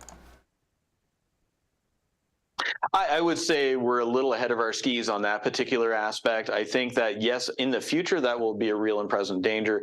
But currently, now it is very limited in scope, especially when we look at stuff like ChatGPT, which is not AI, it's machine learning. These are different pieces that, yes, have tangible benefits if they're used in the right way. And ultimately, the attackers will make use of them in the future. But it's a little bit premature for us to go down that road just yet. But keeping in mind that that will eventually be an issue. Oh, yeah, I bet. No question about it. I mean, I'm sure you're like me. I mean, you hear all the time about artificial intelligence, AI, and some of the negative concerns that people have when it comes to AI. I understand that there is a Cisco Cybersecurity Readiness Index. Tell me what that is. Well, this is an excellent report where we polled security professionals from around the planet and got their perspective on how they saw their own security practice and where they saw themselves from a maturity aspect as it pertained to their practice. And the really telling piece of this was that 15% of organizations saw themselves as being in a mature state. And what that means is if there's a cyber incident or a cybersecurity attack, that they feel that they would be able to resiliently get through it and be okay on the other side of it. Most of the other organizations fall in the middle of the pack where they're working very hard to get up to speed, and they are going to definitely need help to get there. So they're definitely getting to a better place overall. So, Dave, we have thousands of people watching us each and every morning here on the Digital Desk. If you were to give maybe 3 bullet points right there, some tips and ways people can protect themselves, where would you start? Well, first off, arm yourself with information. And what I mean by that is look at your credit card statements, your bank statements, look for anomalous behavior. Because if an attacker is able to breach a website and steal credit cards, they're going to test them to see if they're valid. There'll be a $1 or a $2 transaction from a vendor you've never heard of, which, most credit card companies are very good about finding these things, but sometimes they do get through. So you want to look for this anomalous behavior. As well, you want to make sure that your laptops, your desktops, your mobile devices are all patched to current. The security patches are coming out for a reason, so you need to apply them. And the last piece of that would be moving away from passwords because it has limited utility. It's a control, but not a security control. So if you lock your house in the morning, go to work, and you lose your key, and somebody finds it and they know it's your key, they can gain access to your house, and the house doesn't know any better. If you're using multi-factor authentication, the attacker finds the key, they try to get in, the house knows enough to say, you're not supposed to be there, I'm not letting you in. So when you frame it like that, it's about reducing risk and fundamentally making it that much more difficult for the attackers and criminals to gain access to your information. You don't want to make it any easier for them than it already is. We've said a lot during this interview, Dave. Where can people go to get some of these tips and various information? Well, you can check us out at cisco.com/go/readiness-index. So our report is there, as well as lots of other information that you could drill down on and learn more about. As well, you can also reach out to us because we're there to be your trusted partner at Cisco. All right, Dave Lewis, Global Advisory, Cisco Security. We appreciate you and appreciate this conversation, man. Thanks. Thank you so much for having me. College AP exams start May 1st. Do you remember taking those AP exams? They really do matter. A lot of people say, they don't matter. No, they do. And it's a big deal, and it's something that we should talk about with our friend David Blobom joining us on the Action News 5 Digital Desk. Now, we knew David way back when, but he has gone national now. He's a recognized expert in the entrance exam, college admission industry. He's the Director of Outreach for the National Test Prep Association. David, welcome back to the Action News 5 Digital Desk. How are you? Thanks. Doing great. It's great to be here. And actually, Angela's segment also applies to high school students, so they definitely need to check their social media as well. Oh, yeah, Angela's fantastic, and I agree with you. Yeah, you can apply that in so many different ways. But, the AP exams, I start they start May 1st. So I've had kids that are dealing with that, and they've dealt with that in the past. What do you tell people? Because a lot of people, well, they don't matter, but they really do, don't they? Yes, so they matter in some ways that students don't think about because they're in high school and it matters for college. So there's three main ways that AP exams help students. So if you can get AP credit in college, then you can take fewer courses in college and have an easier time, or you can potentially graduate early and save money, or you can get rid of those core requirements early and then take more advanced classes in your interests. The less important usage of them is for admissions and actually getting accepted to the schools. It's really only the top schools that look at AP exam scores like that, but that's a consideration as well. And students just need to keep in mind, they're like any other tests. Preparation is key, but they can succeed. That is a great breakdown of why it's so important. I mean, various reasons here. Fewer courses, get to graduate early, maybe an opportunity to take some other advanced courses. No, that's great. That's great. What do parents need to know when it comes to studying for these exams? I know that the studying can be overwhelming at times for some students. Yeah, so the best way to do that prep is hopefully they're doing it in school, but students should be taking released AP exams and seeing how they're doing on those released exams. And then, you know, if it's AP chemistry, seeing what topics did they miss, and then just making sure that they go to their teacher at school, or they learn those topics on their own, or they enlist the help of a good tutor who will actually help them learn those topics. Fantastic. You know, I always enjoyed our conversations early on, David, when we talked about the SAT and the ACT, because there's so much emphasis on that, although there have been some colleges that have kind of excluded that in their admissions process, or so they say. You know, I've asked this question before, but I think it's an important question to ask again. When it comes to your students who are getting ready for college admissions, should they take the SAT or the ACT? Which one should they take, and why should they take it? Yeah, so there has been a lot of confusion about it. And there are some schools that are test blind, meaning they won't even look at your SAT, ACT results, even if you send them. But that's only 6% of schools in the country. 88% of schools in the country are what's called test optional, which means they're inviting you to send your SAT and ACT scores because they still care about SAT and ACT scores. And so good scores will always help a student's chances of admission, more merit aid, and scholarships. So the tests really are still advantageous, and students should take a practice exam or potentially the real exam of either, because you can pick and choose which test dates you want to send into colleges. So there's no downside to taking the real test. But once you figure out which test is the best for you, you can just keep taking that until you hit your score goal. You want to finish by November 1st of your senior year, because that's when early application deadlines for early decision and early action deadlines are for most colleges.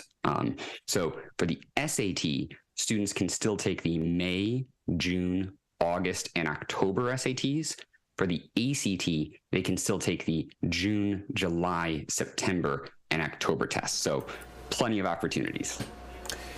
Should students go into it with a goal? I know with my kids, and they're past this process now. We had a goal that, okay, 30 on the ACT. That was our goal. If you can get 30 or above, you know, we will reward you with a financial stipend. But is that a good idea? I mean, I guess you really got to know your child and what motivates them to do well, right? So that's a fantastic idea. And there's two ways to break that down. You can look up the schools that you're applying to, and a lot of them will just have a chart of, if you get this score and have this GPA, which the GPA limits are much easier to hit. So basically, if you hit this SAT or ACT score, we're going to give you this much money per year, maybe $10,000, $15,000. So definitely look up on the school's websites, can I get money for a certain score? So that's for getting money. Then there's the admissions piece. And as far as setting a score goal for an admissions piece, I would look up all those schools again and look up their median SAT and ACT score. You want your SAT and ACT score to hit that or be above that for your scores to actually help you in admissions. Let me ask you this. One of the last conversations we had, David, was about ChatGPT. And it's so interesting because right after we had that conversation, I saw it everywhere. Like everyone was talking about ChatGPT. So I like to say we're on the cutting edge here on the digital desk with you. How has that changed the test, if it has at all? So speaking of the cutting edge, the last time we talked about it, it was version 3. Now, version 4 just came out a few weeks ago. It's changed everything again. And I should preface this with, I'm not encouraging students to do this because they shouldn't be doing this. But what students are doing now that version 4 is out is version 4 can almost perfectly copy the writing style of any writing that you put into it. So what students are doing is they're taking the essays of students who have been admitted to top colleges. They're inputting those essays and then saying, write my application essay in that style. And Johns Hopkins, for instance, on their website, which they should really remove, there's over 40 essays that worked.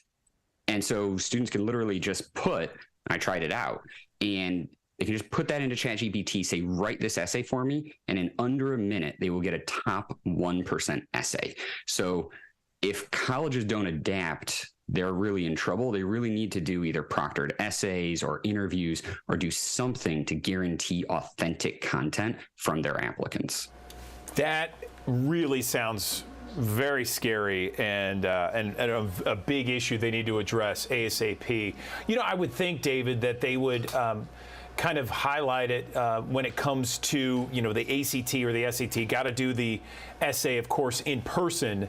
But wow, for an application, I don't know how you make sure it's authentic.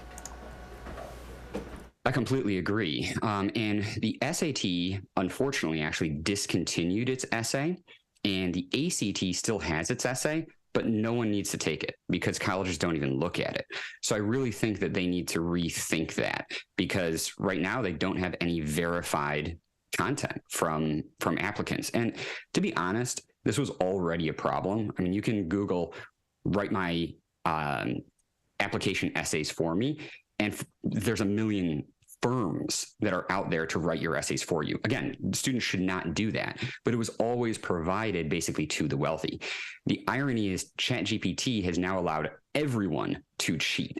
It's democratized cheating, which is wrong, but hopefully it will be enough to push colleges to actually fix the problem that already existed and is just much larger now. Wow, interesting stuff. Very cutting edge as always, David. Thank you for that. What else can we talk about with regards to AP exams, SAT, ACT, that whole process that we haven't talked about already? And one thing to put on people's radar is that next year, the SAT is changing from its current format from a 3-hour paper exam into a 2-hour digital exam that's going to be adaptive. So it's actually a good change, but for any families who have a sophomore right now, they need to be aware that in the middle of their child's junior year, that SAT is going to completely change. So the current SAT is only going to be offered until December 2023. The next SAT that's offered is in March of 2024. Very different test. So students should not start prepping for the current SAT unless they know that they'll be done by December if they're going to be a junior next year, or they should take the ACT. So something to consider. Dumb question. How does the 2-hour digital exam differ from what the exam is now? It's a great question. So the math and grammar are basically the same, but it's the reading that's going to change. And instead of being, a long reading passage and then maybe 10 questions on that reading passage, students will only get one short passage and then one question on that short passage. So no more long passages. There's also just more reasoning questions and some actually cool questions. I actually think that they did a good job on the remake, but this first year of students will unfortunately be guinea pigs for the new test. Yeah, that's wild. I always enjoy talking with you because you know what's coming and you know like where we are in terms of testing and maybe how to get an edge and what students and parents need to know about. Anything else you want to mention before we let you go, David? This has been great, very helpful. Thank you. Just if families would like a vetted list of the best tutors, they can head to nationaltestprep.org, and we would be happy to, help you find the best tutors in your area. Awesome, David Blobom. We really appreciate your expertise and your thoughts and all that valuable information you're sharing with so many people here in Memphis and across the Mid-South.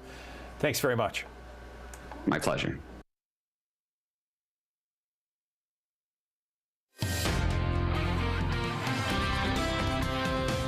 All eyes are on the weekend forecast, but first we have to get through today and tomorrow, and we're talking about some sunshine giving way to clouds, temperatures in the mid to upper 70s. So nice and warm, mostly dry this afternoon.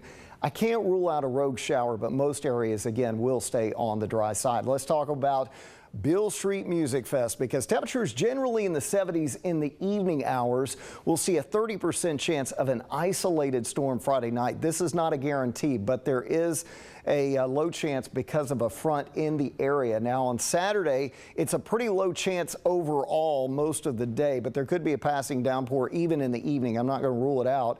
Then as we go into Sunday evening, I think it's a little bit better chance for some rain after sunset, but overall, not a bad forecast. You'll just have to be prepared, take a poncho just in case, and of course, stay tuned to the Action News 5 First Alert weather app. If you're out there, it will follow your location, so you can actually get a look at radar, and if rain is moving into the area or if lightning is nearby, it will let you know that as well. So good tool to have. Let's talk about what's going on. The setup, rain to our west this morning with high pressure sliding off to the east. That's going to allow that southerly wind to kick in.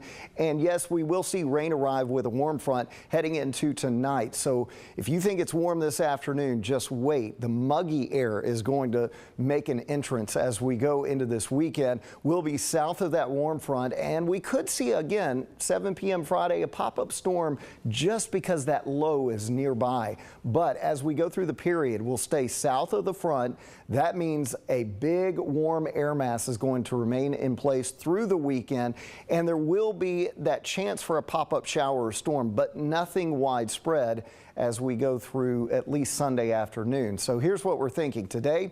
78 degrees. Again, it's going to be warmer. I kept the 20 or 30% chance in, but that's mainly for this evening and into tonight. And then we'll see the rain chances go up after midnight to about 80%, and we'll see a southeast breeze at 5 to 10. Here's a look at Futurecast as we go through the afternoon. Again, clouds slowly spreading in, and here comes the rain as we go toward tonight. There could be showers as early as 9 to 11 p.m., but I think especially after midnight and heading into tomorrow morning, rain could be in the area as we go through the middle part of tomorrow. Then we get a break, maybe some sun popping out late in the day on Friday. And again, that's when we could see a pop-up shower or storm in the evening hours tomorrow night. But I'm really not sold on the potential for this, although there are some data that's showing that. So we'll keep you posted. But the Storm Prediction Center thinks there's enough of a chance that they posted a marginal risk for us for tomorrow evening for gusty wind or hail with a few isolated storms. Again, this is a very conditional threat, and it depends on when the rain ends tomorrow morning. So we'll keep you posted. Either way, temperatures will be in the 70s to low 80s. I think low to mid 80s definitely a good bet heading into next week, and about a 1 in 3 shot of a shower or a thunderstorm each day. Okay, May is Mental Health Month. How is your mental health these days? There's always some form of news out there that addresses mental health, especially coming out of the pandemic here, 3 years since the pandemic began. We're always focused a lot more on mental health. In fact, Mental Health America, which is the nation's leading community-based nonprofit, has dedicated to addressing the needs of those living with mental illness and is encouraging everyone to consider how the world around them affects their mental health, from their neighbors to genetics. Let's talk more about this with the president and CEO of Mental Health America. Schroeder Stribling is joining us on the digital desk. I appreciate you joining us and telling us what apparently you have some data when it comes to mental health in 2022. Really interested in hearing some of your data. Good morning. Good morning, and thanks for having me, and thanks for highlighting this month. So you're correct, May is Mental Health Month. This is a tradition that was started by Mental Health America in 1949, and we look at this as a really great annual reminder and opportunity to check in on our mental health and the mental health and well-being of our loved ones, our friends, our neighbors, and our communities. And in conjunction with the start of Mental Health Month, we have released a report today that talks about the data from our National Prevention and Screening Program, which was launched in 2014. So about 6.3 million people came to take a self-test and check in on their mental health in 2022. And the results that we got were concerning, especially with regard to youth. They're consistent with what we've seen before, but they really tell us a great deal about who's in the most distress, and they draw our attention especially to folks who are 24 years and younger. Schroeder, I have two older teenagers, and they constantly tell me a couple of things. They tell me that social media and the phone devices, smartphones, whatever, tablets, they seem to be, when it comes to mental health issues and things that distract or hurt their mental health, those two issues, social media and screens or devices like an iPhone or any kind of smartphone, really hurt. Based upon your research and whether it's this survey and others, is that what you're seeing? You are absolutely right that there's a lot of conversation about what is the role of social media in the youth mental health crisis. And no doubt there is a correlation. And so I think your kids are right, and they're insightful to know that the social media and technology is having an effect on their mental health. One of the things that we do know is that about, as I mentioned, about 3/4 of those 6.3 million screeners were youth. And the most popular screen that people take is for depression. Anxiety comes next. And about half of the youth who took a screen for depression reported that they were having frequent thoughts of suicide. So that gives us a sense of the degree of the problem. And then when you ask people, what are the reasons for their distress? The three most popular answers given, and remember this is largely from young people, are concerns about body image, self-image, and relationships. And when we think about social media, certainly those issues of body image and self-image and relationships are all impacted by social media, which is mediating a lot of those relationships and which is giving youth a lot of sometimes distressing feedback about their self-image or their self-worth or their body image. So I think it is definitely one of the contributing factors and something for us to keep an eye on. Yeah, I mean, it sounds like a major contributing factor for sure. It's really interesting to hear some of that data coming from your screening data, Mental Health America. I understand that housing stability and home environment also plays a pretty large part of our mental health role. Explain that to me. Yes, so each year we choose a theme for Mental Health Month, and this year our theme is Look Around and Look Within. So in addition to this being a reminder for folks to check in on their own mental health, it's a reminder to think about how the natural and built environments around us are affecting our mental health. Now, there are some things that we have greater control over than others. Housing stability, sometimes we have greater control over that, but safety in the home health in the home, where we can make positive changes, we want to encourage people to do that. So as we do every year for Mental Health Month, we've published a toolkit, and this year's toolkit is about looking around and looking within, helps people understand how they can get to that screening, take a self-test, check in on their own mental health, but also what they can do with the natural environment around them. And that could be as simple as changing the setup of the room that you live in or the apartment where you are, or spending time outside.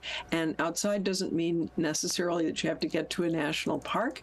It might just mean that you're able to spend a little bit of outdoor time. For instance, I grew up in a small apartment in New York City, and there was a little tiny porch that we had, but it allowed for some outdoor time. So that's important to people's mental health. And those are the kind of tips and tricks that you'll find in our toolkit for this year. You know, Schroeder, you stole my question there, because I was talking about Mother Nature with my kids, and they always love, whether it's a bike ride, going to a park. In Memphis, we have one of the largest urban parks in America. It's Shelby Farms Park. But our surrounding areas, there's tons of parks where people go and they can just walk and connect with nature and get, I guess, a clearer mind, just kind of just get away from the hustle and bustle of whether they're connected on a device or in classrooms or various settings, work, what have you. Having that Mother Nature connection can, I would think, really clear the mind a lot. Is that what you're seeing in some of your research? And what else are you seeing, ways that people can find maybe some good habits? Well, you've really put your finger on something very important. Outside time and getting outdoors is enormously important to our mental health. There's lots of research that tells us. And once again, this does not have to be a national park. Just any outdoor time is good for folks. In fact, this May, we are partnered up with LL Bean for a challenge about outdoor time, and we're hoping to get people to log 500,000 hours of time spent outdoors during May. Could be any kind of outdoors, and you can find at our website, mhanational.org, you can find more information about our LL Bean challenge to spend time outdoors. Pardon me. So that's enormously important. The other thing that I would recommend is that we have a new book out in addition to our May Mental Health Toolkit. And our book is called Where to Start. And the title really says it all. It's about how to start thinking about mental health and mental health in your own life, how to be aware of what supports you best in your own mental health, and how to attend to our well-being, as well as checking in on that of our loved ones and family members and others. You and I are on the same wavelength here, because my question now is, and I don't want to give the book away, but if there were, let's say, 3 bullet points about where people can begin, and we've already mentioned, you know, clearing your mind, going on a walk or somewhere, maybe in a park or something like that. If you were to give people maybe 3 bullet points on how to start bettering your mental health, and we have thousands of people that watch us each and every morning here, where would you start with those 3 bullet points? Well, the first, I think, and the most important is to get informed, is to get information. So just like we would about our bodily and our physical health, we need information so that we can take care of our mental health. And we need to know how we can check in on our mental health. So you can find a lot of information about mental health in general at our website, mhanational.org, or in the book. But the other thing that you can find is a link to our National Prevention and Screening Program.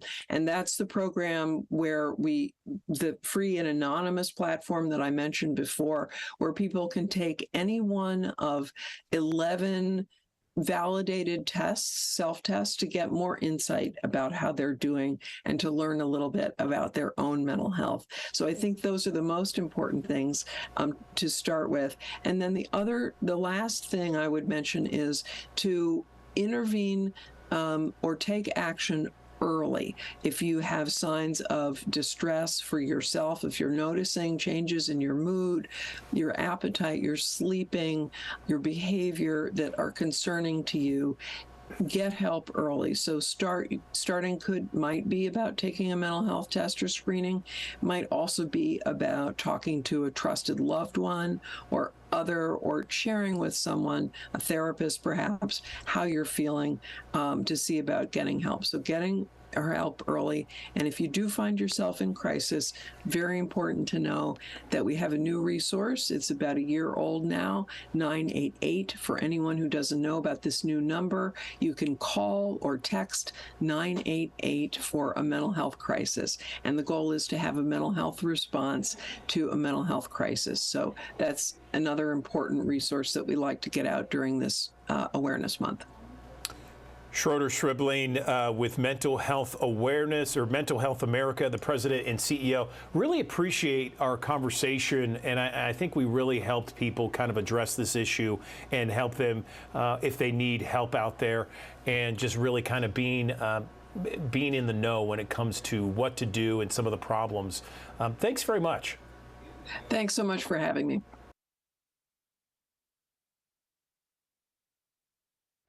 Good morning, everyone. Andrew Douglas in the Action News 5 Digital Desk. Tax day is over. Phew, that was close, all right?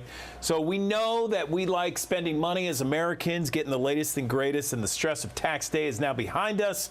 People may be tempted to get something more, maybe splurge a little bit, but hold the phone, okay? Maybe you should budget more. Maybe you should save more. What are you going to do with this tax refund if you're lucky to get one?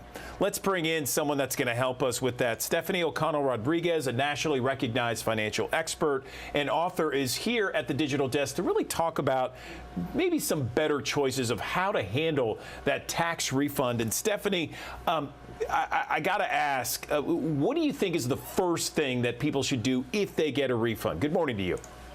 Good morning. Thanks for having me here. Well, according to Barclays Bank most recent consumer survey, the majority of Americans are actually hoping to use their tax refund to build their financial security. So we've got some pretty good intentions. Now it comes to how do we put those good intentions to build our financial savings, maybe pay down our debt, into practice. And I think in order to do that, it's going to look different for everybody. We got to start by taking stock of our own financial picture and see what we own versus what we owe. And if we owe a lot, maybe we got to take inventory of that debt and see what we owe, to whom, monthly minimum payment, and our interest rate on each debt, so we can prioritize what it looks like to build all those minimum payments into our budget, and then make progress on making payments above the minimum payment on the debt with the highest interest rate, and make progress such that we pay off that debt and then the next highest interest rate debt and then the next, so we can get to our financial security as cost effectively as possible. Yeah, I mean, it's not the sexiest thing to say, hey, wait, you got a big chunk of change. You can't go to Europe or the Caribbean. No, you got a budget. You got to pay off that debt, put some into savings. I mean, I think that is a great first start. Why is it, though, that so many Americans have just a hard time on saving there? Because we're supposed to have, like, what, 2 months of cash reserves just in case for emergency purposes, right? That's right. At least 2 months in emergency savings, ideally maybe 6 months, maybe more. After the pandemic, we had people out of work for more than 6 months. So you always want to think about, what's the financial security I need and the emotional security I need to get through another potential financial emergency.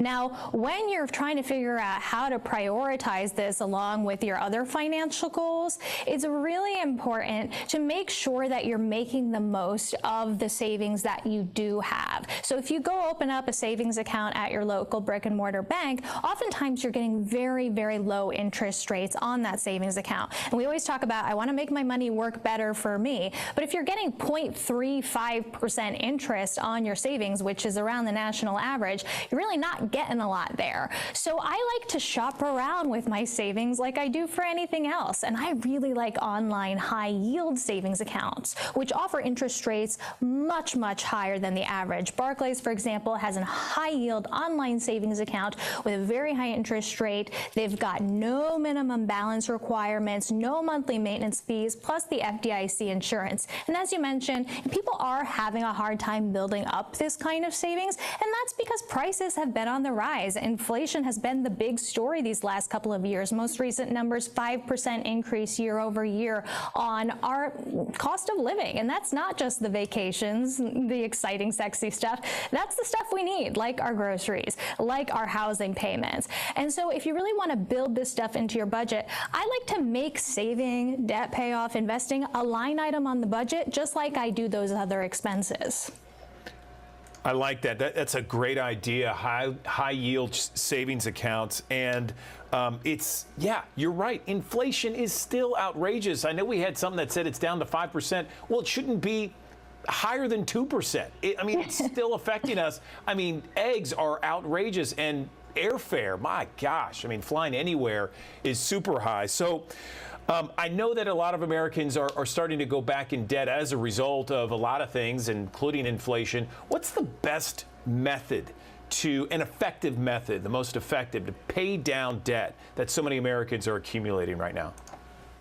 Well, the best method to pay down debt is the one you can stick with, right? So the only way to figure out what that's going to be for you is to, again, start by taking inventory of what you owe and build it into your budget as you're able. I talked about a method that's called the debt avalanche, and that's where you prioritize paying off the debt with the highest interest rate first. For some folks, it might be tackling the debt with the lowest balance first, so you can see the progress you're making, and that then motivates you to make progress on momentum toward paying off the next debt.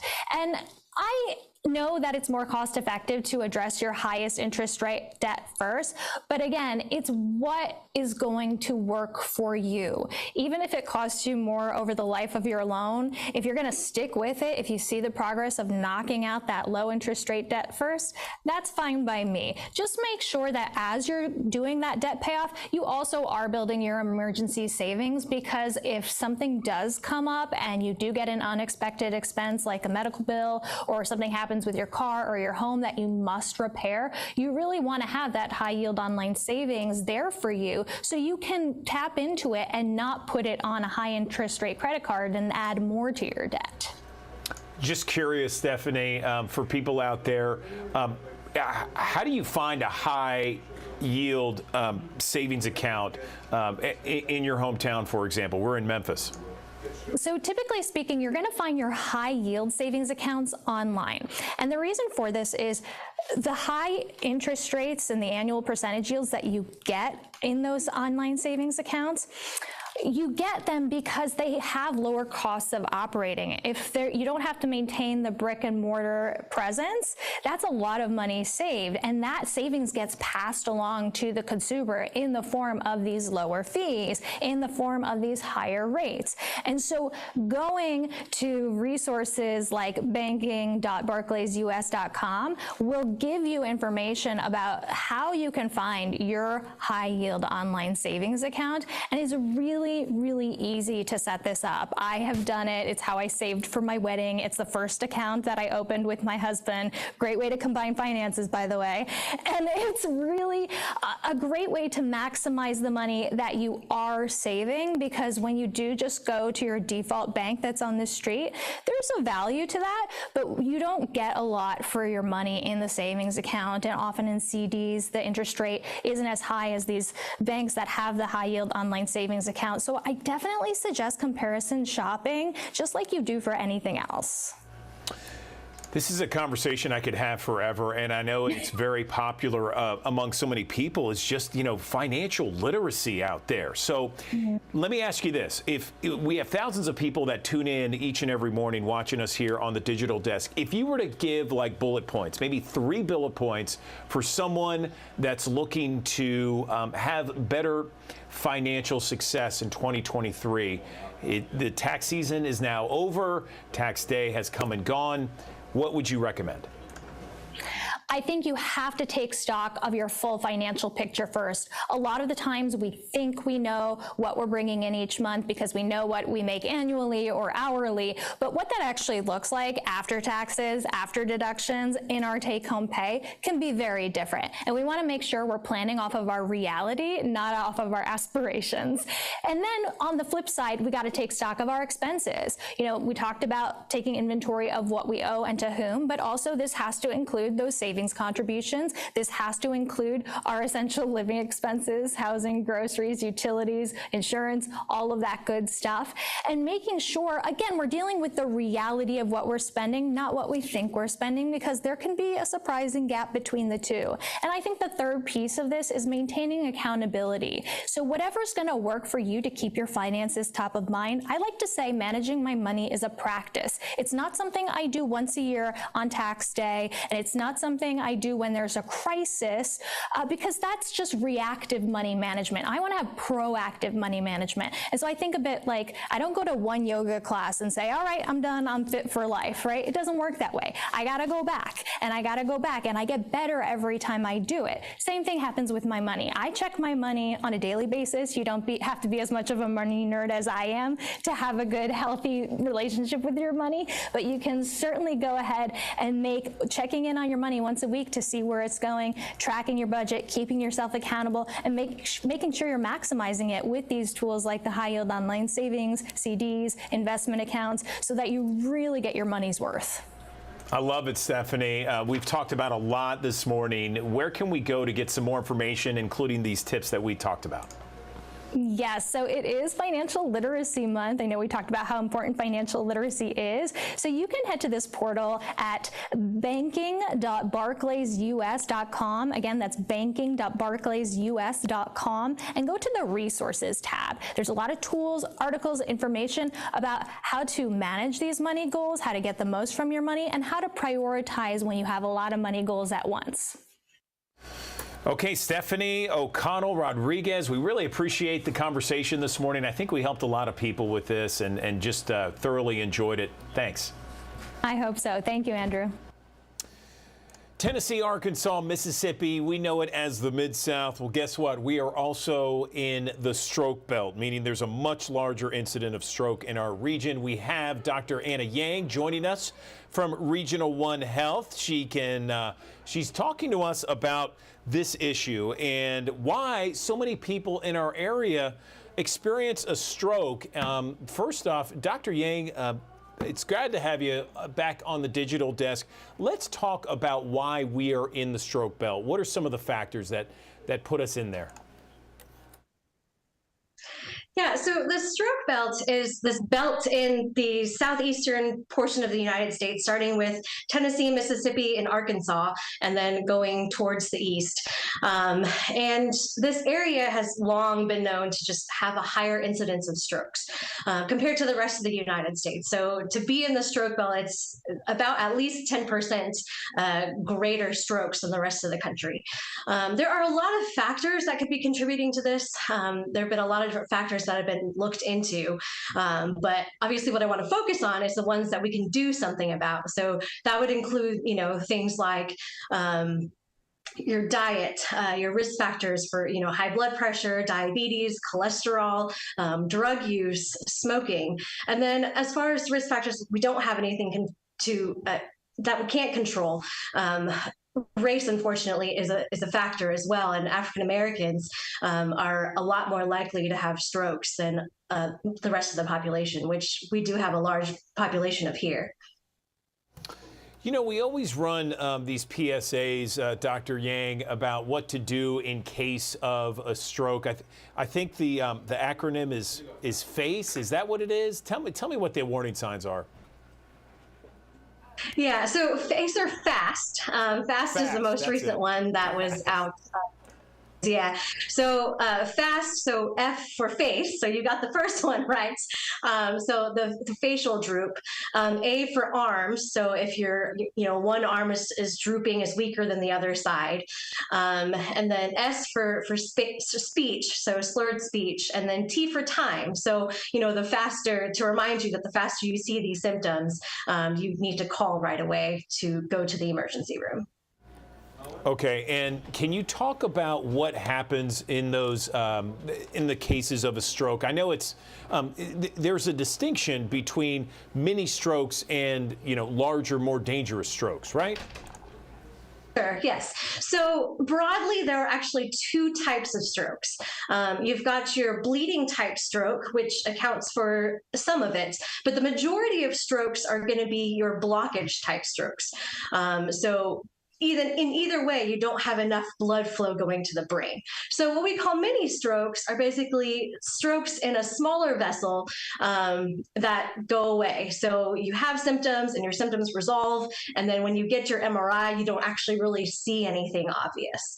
And then your big strokes obviously are the ones with, significant neurologic deficits where you don't just have a little bit of weakness or a little bit of numbness, that you may even have permanent disability from it. And these are strokes that you can see when you get the MRI. You can see exactly where in the brain has been affected. But even mini strokes, if you have a mini stroke, it's not something to be taken lightly, because these are risks for having a large stroke within a couple of days to a month even. So even little strokes need to be taken care of and taken seriously. Yeah, no question. I know that. I've had some family members that have had some of those mini strokes, and it is nothing to mess with. Let's talk about some of these different factors that people cannot control. You said age, race, those are some factors. Tell me about that. Well, so traditionally we always thought stroke was, a disease of the older people. And in some ways, the older you get, the higher your risk. But at the same time, we're seeing it in a lot of young people too. Just not too long ago, I saw somebody in their 30s who, thought they were previously healthy have a stroke. So it's not impossible to have a stroke just because you're a young person. We're seeing it more and more often in people in their 40s and 50s. So definitely age is a risk factor, but that's not the only thing we should go by. And yes, race. So African Americans, like I said, have a much higher risk and rate of strokes than a lot of others. Okay, so if we have thousands of people watching us on the digital desk, Dr. Yang, if there are maybe 3 or 4 bullet points that you could give people to say, okay, you don't want to have a stroke, and ways to prevent ever having one, what would you say?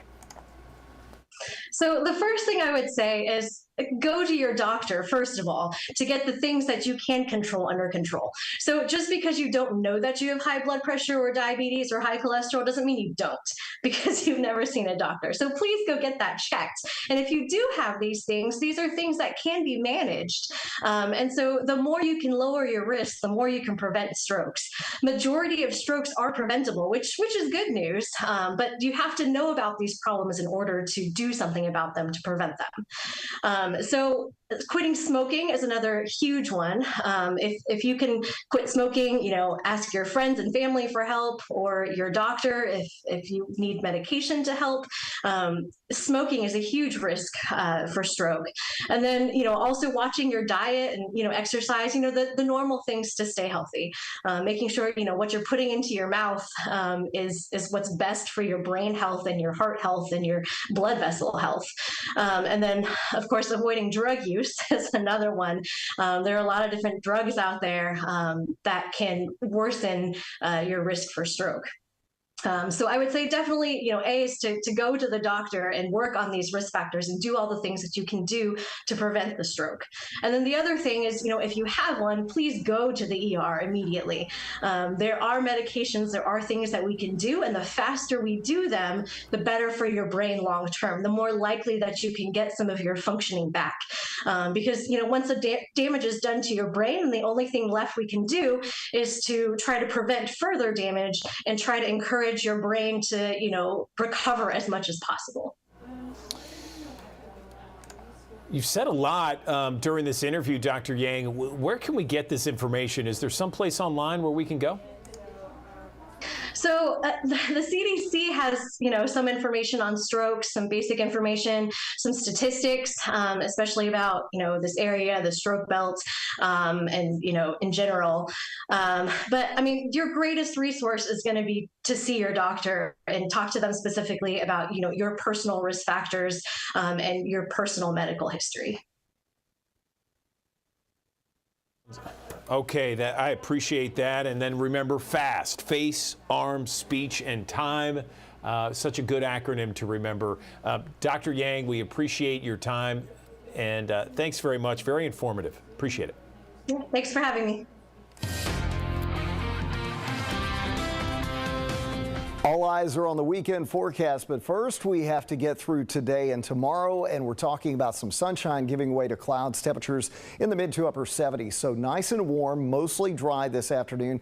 I can't rule out a rogue shower, but most areas, again, will stay on the dry side. Let's talk about Beale Street Music Fest, because temperatures generally in the 70s in the evening hours. We'll see a 30% chance of an isolated storm Friday night. This is not a guarantee, but there is a low chance because of a front in the area. Now on Saturday, it's a pretty low chance overall most of the day, but there could be a passing downpour even in the evening. I'm not going to rule it out.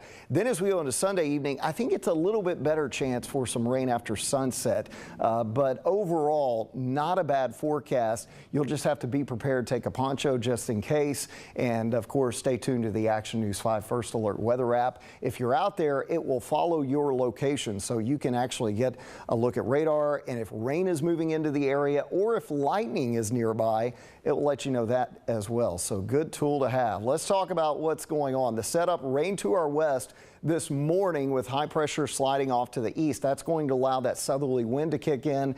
And yes, we will see rain arrive with a warm front heading into tonight. So if you think it's warm this afternoon, just wait. The muggy air is going to make an entrance as we go into this weekend. We'll be south of that warm front, and we could see again 7 p.m. Friday a pop-up storm just because that low is nearby. But as we go through the period, we'll stay south of the front.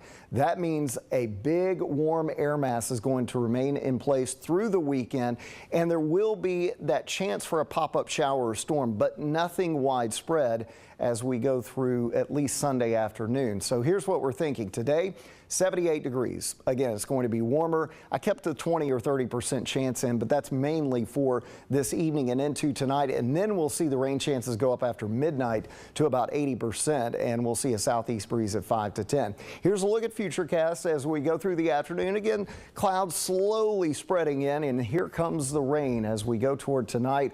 There could be showers as early as 9 to 11 p.m., but I think especially after midnight and heading into tomorrow morning, rain could be in the area as we go through the middle part of tomorrow. Then we get a break, maybe some sun popping out late in the day on Friday. And again, that's when we could see a pop-up shower or storm in the evening hours tomorrow night. But I'm really not sold on the potential for this, although there are some data that's showing that. So we'll keep you posted. But the Storm Prediction Center thinks there's enough of a chance that they posted a marginal risk for us for tomorrow evening for gusty wind or hail with a few isolated storms. Again, this is a very conditional threat, and it depends on when the rain ends tomorrow morning. So we'll keep you posted. Either way, temperatures will be in the 70s to low 80s. I think low to mid 80s definitely a good bet heading into next week, and about a 1 in 3 shot of a shower or a thunderstorm each day.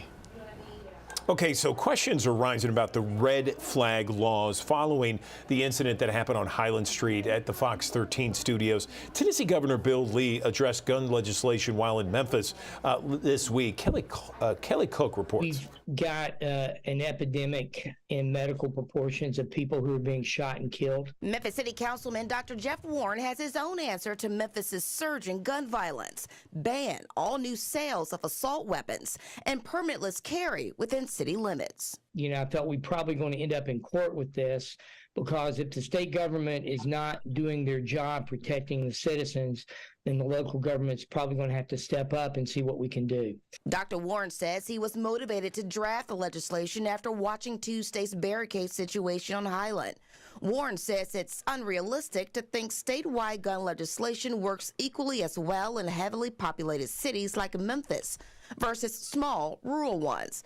Governor Bill Lee disagrees. And we have to remember, too, that it is important that while we find a way to separate those that are a danger from weapons, we also have to protect constitutional rights of every Tennessean. That is a balance that we have to find going forward. The governor says he wants a special session to address stricter gun legislation. He has proposed his version of order of protections, or so-called red flag laws, that will keep guns out of the hands of people who may do harm to themselves or others. I've been in touch with many members of the General Assembly, both in my party and on the other side of the aisle. Collectively, everyone wants to do something. That's the big question, though, what that something is. Mental health seems to be the big direction where the General Assembly may be headed. Hang on. Hey.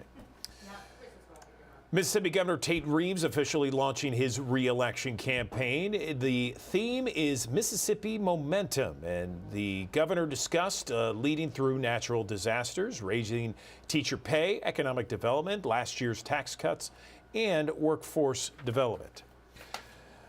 Investigators say a gunman opened fire in an Atlanta medical office, killing at least one person, injuring 4 others. And after an hours-long manhunt, Atlanta police confirmed that the suspect is in custody. Chris Pallone has more.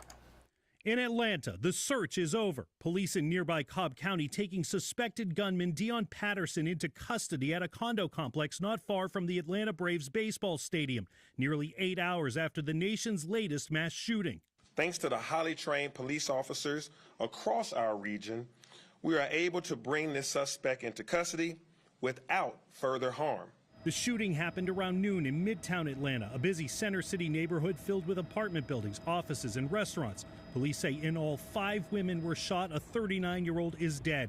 The other victims now said to be stable in a local hospital. After the shooting, police quickly released several pictures from security cameras showing the man who they believe entered the Northside Hospital Medical Building and opened fire. He's 24-year-old Dion Patterson. One picture shows him wearing a hoodie, a shoulder bag hanging across his chest. Later photos show him wearing a surgical mask. In one, you can see his arm raised, his hand appearing to hold a gun as he leans into an office. Police say Patterson was with his mother attending a medical appointment in the building. What we were able to pick up on the camera network system is that he went to a Shell gas station where he commandeered a vehicle. That pickup truck was left running unattended, and he took that vehicle. Police briefly put the area on lockdown. I was meeting a friend for lunch and saw Atlanta police rush into the building, and there was a very heavy and quick response. Now, relief. Police say the threat is over, but the search for answers is just getting underway. Chris Pallone, NBC News. Check out that cover. Memphis Magazine this month, May edition, beautiful. Look at that. That reminds me of late spring, some summer, local adventures, and someone that's been taking some local adventures and posting it on social media, Anna Traverse Vogel, joining us on the Action News 5 digital desk. I love the cover, and I love talking about all kinds of different adventures across Memphis and the Mid-South. How are you, Anna? What's going on? Thanks, Andrew, for having me. I have to say, first of all, that's a tough story to follow about what was happening in Atlanta. So just felt like I needed to acknowledge that before talking about all of the fun stuff that we have featured in our May issue of Memphis Magazine. So we've got a cover story focus on what we're calling local adventures. We've sometimes called this staycation, but I feel like local adventures really sums it up more in terms of being able to get out of your house, getting into the world, and really exploring and trying on some new activities. So as you can see on the cover, one of the things that we went out and did so that we could report back to our readers is we went canoeing on the Mississippi River. So there's a local guide named Matthew Burdine who has been taking folks out in these really impressive canoes, which sounded a little bit unwise to me at first, but I have to say, once I got out there, I absolutely had a blast. I actually ended up going out twice because it was just so much fun and such a unique way to see our city. So what you see on the cover is actually a group of people in a canoe, and that is the Mississippi River, not some placid lake. So it's really quite an experience, but highly, highly recommend. So I'm looking at that picture, Anna. That seems like a lot of people in a canoe. You're not in there, is there? No, so that's actually a different group, and that's a photo that Matthew allowed us to use. But our canoes that we went out on with him were just as long, and he has these really impressive canoes that have really large hulls, and like they're just very, very sturdy. I think maybe seaworthy type of canoes. I'm not an expert, but you feel a lot more secure in this canoe. And of course, so much of it is that Matthew is an experienced guide. He used to take people out on the Colorado River and, just really knows what he's doing. So even though a small part of me, having grown up in Memphis and having this healthy respect, shall we say, for the river, I thought I was going to be petrified. As soon as we actually got out there, I was like, this is amazing. Like, I had such a good time. It was almost like giddy making. Well, you sold it well in your social media post talking about it. I'm totally sold on it. And being an Eagle Scout myself and gone canoeing plenty of times, not only just with me, but also with my son, who's also an Eagle Scout. I love the outdoors, and I love all kinds of different things, including canoeing. So I'm really interested to read it and I grew check up it out. canoeing on, smaller rivers and lakes. So, the motion of the paddle feels very familiar, but it just would never have occurred to me to go canoeing on our river here. So it really did sort of reintroduce me to my own hometown. And, what Matthew talks about is like some places have a vertically grand world, like mountains or the Grand Canyon or what have you, but our part of the country, the Delta, has a horizontally grand aspect to it. And so I thought that was a really unique way of seeing where we've been living all this time. Yeah, I that would be ambitious to canoe the Mississippi River. I'm with you, though. I would definitely. He's actually done the whole thing. That is intense. So a few years ago, apparently he canoed all of it. I don't know that I'm up for that just yet. Yeah, no doubt, no doubt. All right, so Anna, tell us more about the magazine, because we got the adventure pages here. What else? Yeah, absolutely. So also in our local adventure section, we didn't just go canoeing.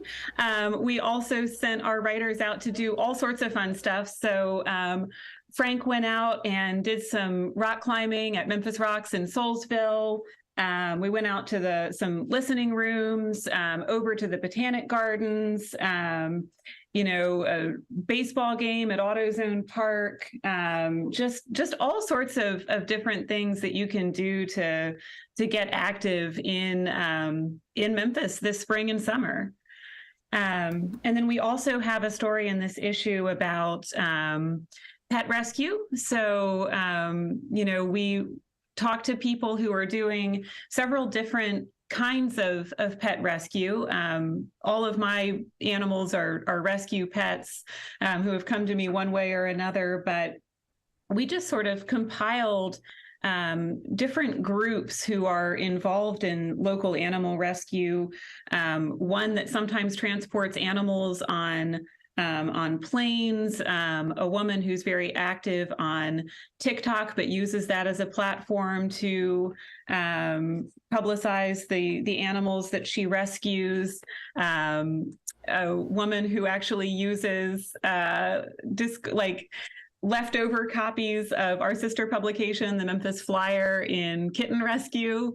So, they say print is dead.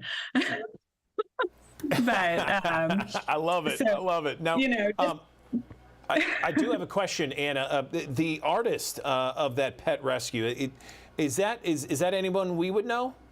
No, that is an image that our art director found in his databases. I gotcha. Okay. All right. And then what I loved also looking through this month's edition here is the farmhouse. I love those pictures. Yes. So that was such a cool find. You know, we do these habitats features on a pretty regular basis where we ask people to let us into their dwellings. And so this month, Chris McCoy, who handles most of our habitats, our homes features, he brought this one to us, and it's such a cool story because it's this home that's like on Walnut Grove. It's over 100 years old, but it started its life as a farmhouse back when, you know, there wasn't much happening in that part of Shelby County. I mean, back in 1919, when the home was built, I don't know that there would have been very much around it. And, you know, it looks like the current owners have really done a spectacular job. I have to admit, I'm fairly jealous of that kitchen. But, you know, I think that's really what these stories allow us to show is, like, you know, you might drive past a place every day for years and years and always sort of wonder, I wonder what it's like inside that place. Well, we try to answer that question for you because I think we all have that curiosity. And this place just looks so stunning and so inviting.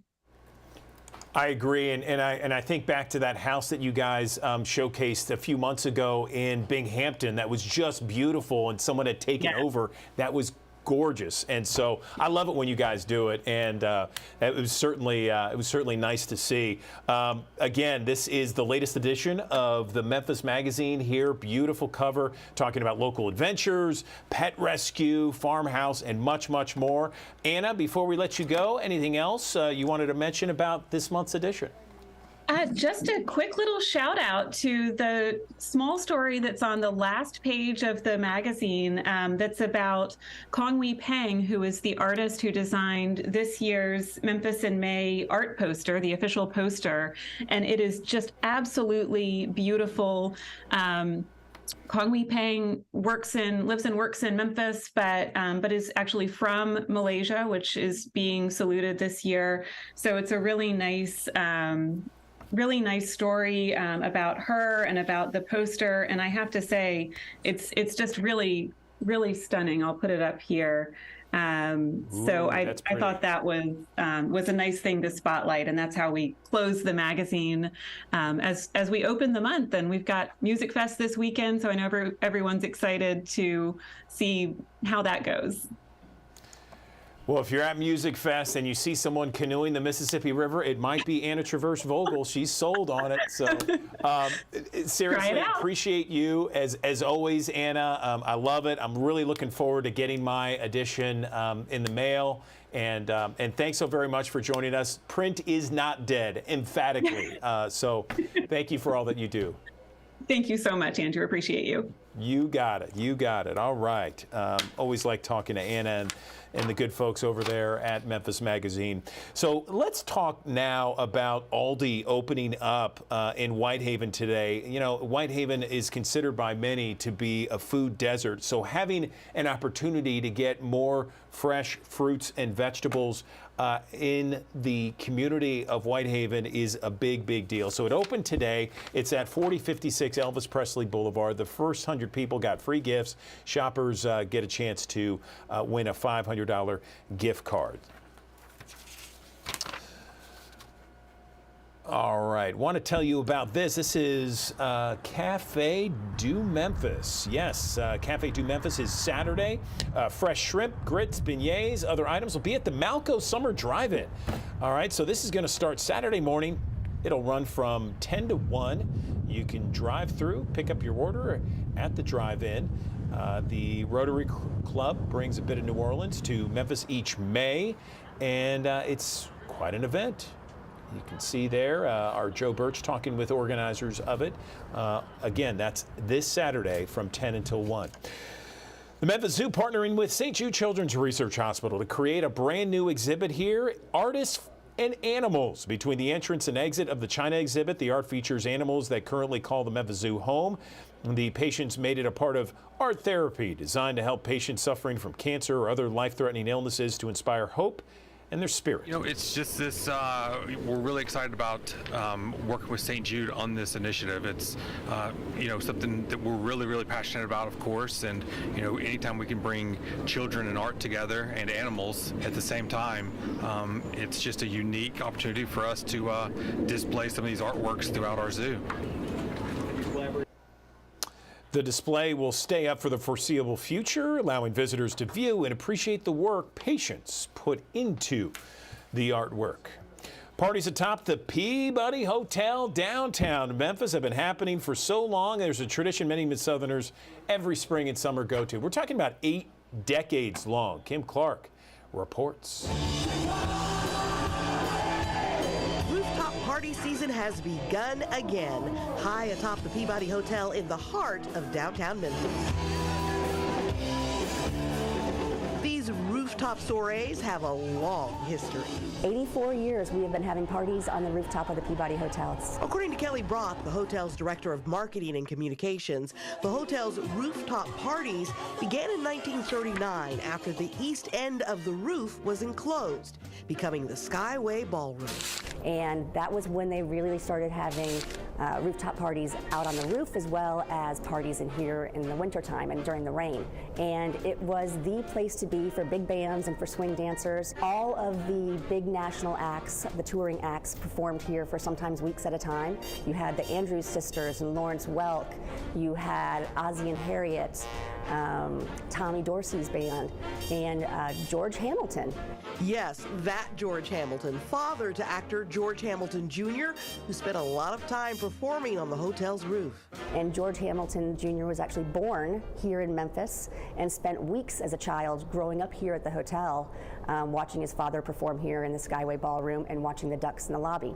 The hotel's Sunset Serenades, as they were called back then, were also an important part of the entertainment industry as a whole. And this ballroom and the rooftop were one of the only 3 live recording sites for CBS radio at the time. So you would hear broadcasts throughout the nation, live from atop the Peabody Hotel. The Sunset Serenades ended briefly in 1975 when the hotel closed, but started up again in 1981 after the hotel reopened.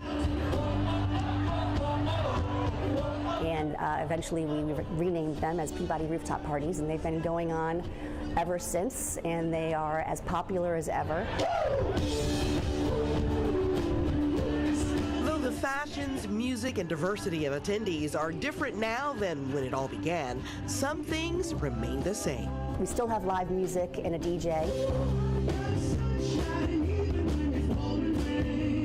Skyway Ballroom also intentionally maintained to appear as it did back in 1939, from the Lawrence Welk-inspired carpet, note the bubbles, to the lighting.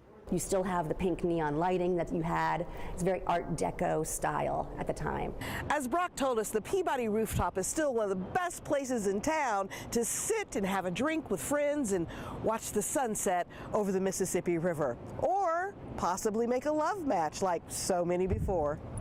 There's fantastic stories from folks that came here in the 1930s, 40s, 50s, and then there's people still doing the same thing today, coming up here with their friends, and maybe they meet their future husband or their future wife. And it's stories like that that are just, that's the heart of the Peabody. The Peabody Rooftop Parties still going strong and welcoming all who attend while making lifelong memories and connections. In downtown Memphis, Kim Clark, Action News 5. All right, this Mother's Day is going to be historic in terms of spending. National Retail Federation predicting consumers will spend record numbers this year. Today's Consumer Watch Jen Sullivan has 5 cost-saving tips. Happy Mother's Day! Showering mom with love this 2023 will cost you a record-breaking amount of cash this Mother's Day. That's according to the National Retail Federation. It's predicting consumers will spend a record $35.7 billion this year, with the average person spending about $274. That's the highest amount ever recorded in the NRF survey. But experts say you don't have to overdo it. There are lots of great ways to make mom feel loved and appreciated without breaking the bank. Jessica Allen from LivingWellSpendingLess.com has these 5 tips to save money this year. 1. Be intentional. Pause before you make an impulsive or last-minute buy.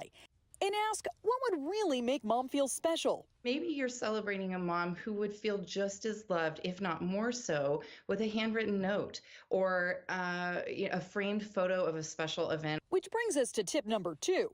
Make a budget and stick to it.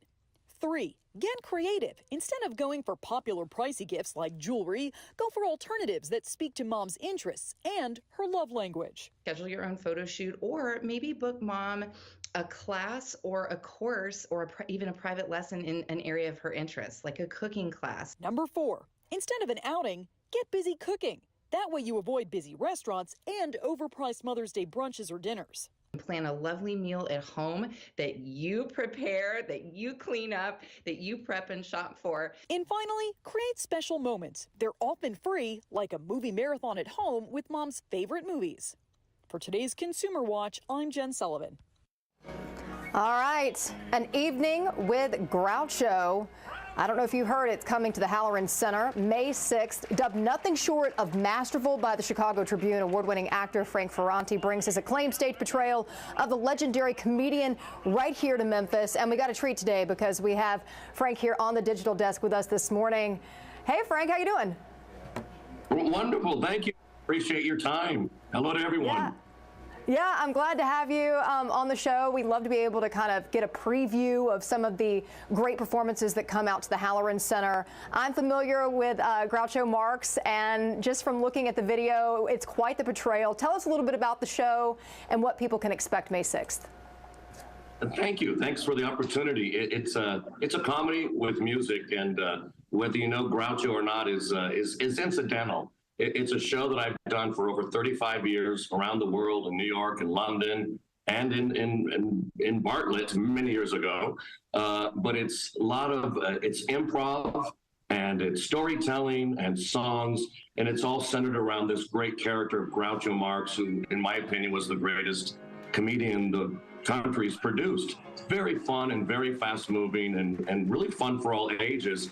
I've enjoyed making new generations of fans around this humor. Yeah, it's great stuff. It looks like it's a very entertaining show. And like you said, people that aren't familiar even with Groucho can come out and have a good time, get to know this legendary comedian. And I know you were saying that you've been doing this for decades, doing this show. I know you mentioned coming to Bartlett. That's actually my hometown. How did you stumble upon really just embodying this character and really making this, something that has been long lasting? Can you talk about that a little bit? Absolutely. When I was about 10 years old, I saw a Marx Brothers movie, black and white film. I was a kid in a small town in California, and it was the day at the races. And on the screen, on my TV set, were these 3 crazy, wild men. Groucho with the cigar and the mustache, and the wisecracks, and the brother Harpo, who was silent and played the harp, and Chico, who played the piano and had an Italian accent. And they were just wreaking havoc, and it was exhilarating. And I never laughed that hard in my life. And so I went into my local library and started researching everything about the Marx Brothers and comedy. And that just continued to evolve. And I studied theater. And when I was 22 years old, I graduated from school, and I was cast by Groucho Marx's son to portray Groucho Marx from age 15 to 85 in a show. And so that's what happened. It was a great honor. So I was in New York and London performing as Groucho. But to get to your question, there was just something so wild and free. And Groucho's such a great physical comedian and verbal comedian. And he's irreverent, and he does things and says things we could only dream about doing. And as a shy kid, I found him so exciting. And that's what I try to do in the show, is to remind people of how exciting he was as a comedian, physically and verbally, all those great lines and and scenes. But my favorite part really is the improv. A third of the show is improvised and audience interactive. Every show is different, and I take great joy in still performing it. I've done over 3,000 performances worldwide. Never played downtown, right in Memphis. So that's the Orpheum, the Halloran is one of those theaters that the Marx Brothers would have played back in the day 100 years ago. So I'm excited to be in Memphis. Yeah, I always love to hear the backstory when it comes to how people kind of get into these roles and things like that. And I thought it was interesting, too, you talking about being shy. And probably for you, it was a way for you to kind of like get behind a character and be able to maybe embody something that you typically wouldn't because of being introverted in that way. And I love the fact that there is so much improv, too, because like you said, every show is going to be different, right? Absolutely. And that's something that grew over time, to tell you the truth.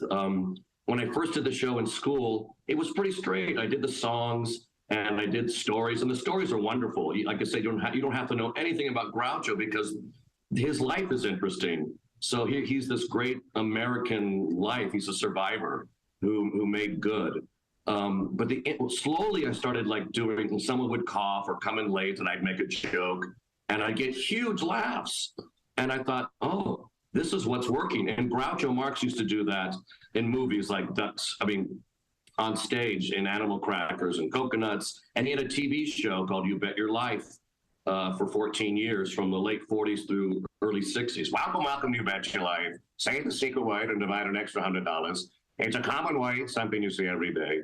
And so he would improvise with contestants on this comedy quiz show. And that's what was funny.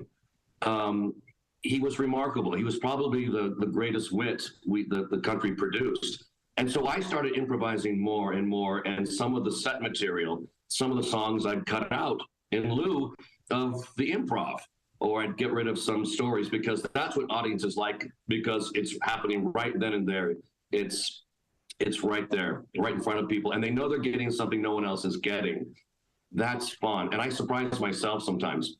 I have no idea what's going to happen from night to night, nor does my piano player, Gerald Sternbach, who's also flying in from Los Angeles.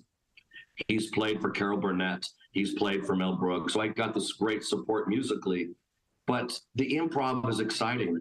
I recently became friendly with Bobcat Goldthwait, the comedian who was best friends with Robin Williams. And he paid me the best compliment. And Bobcat said to me, "You remind me of Robin," which was like, Robin Williams was one of my heroes, just like Groucho Marx is. So that came over time, but it's like anything. It's the more you do, you hope the better you get. So what audiences will get in Memphis is the culmination of about 38 years of developing the show. I do other things, acting and directing, but this show has been a constant in my life. And it always delights me to see the response of people of all ages and backgrounds, as if they never experienced this type of improv and crowd work, they call it. Yeah, and to me, improv is such a gift. I mean, and the fact you have a great, I know you were talking about the pianist that is on the show. I mean, they're able to pivot with you and they can kind of read your moves and what you're going to do. But I mean, improv like that is a gift, and to be able to get that audience reaction and to kind of keep the rhythm going, I mean, that's really awesome. And I like the fact that it's a different show and it's always something, it keeps it new and exciting for you as well. And so I know the show, it's May 6th, and we want to get people out there. I know tickets are on sale right now. Any other last things you want to mention about the show, what people can expect when they come out? Well, thank you. They should expect the unexpected.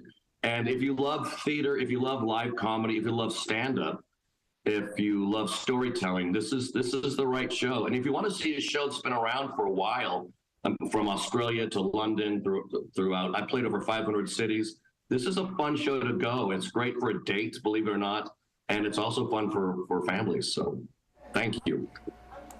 Well, Frank, it's been a true pleasure having you here on the Digital Desk. And while you're in Memphis, by the way, I want to ask you, is there obviously you've been to Bartlett before, anything you're wanting to do while you're in town, or any favorite spots or any places you want to make sure to hit up? You're going to have to tell me, but for me, it's barbecue, barbecue, barbecue. Oh, yeah. Well, there's an unlimited amount of places, and all of them are just delicious depending on what type of dry rib, wet ribs, brisket. I mean, you can't go wrong with any place in town. So we look forward to having you May 6th, and I know it's going to be a great show. You have a great morning, all right? Thank you. Take care, and thank you for your time.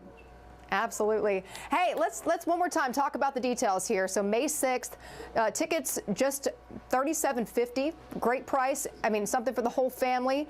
And you know, like Frank mentioned, a great date night. So head over to Orpheum-Memphis.com and get those tickets now, because I know they're going to go fast.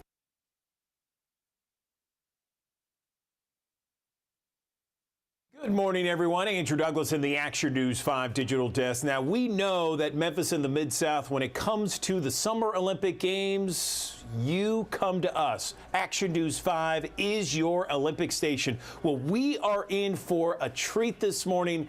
We have the most decorated American track and field Olympian of all time joining us on the digital desk. I'm talking about Allyson Felix with us this morning.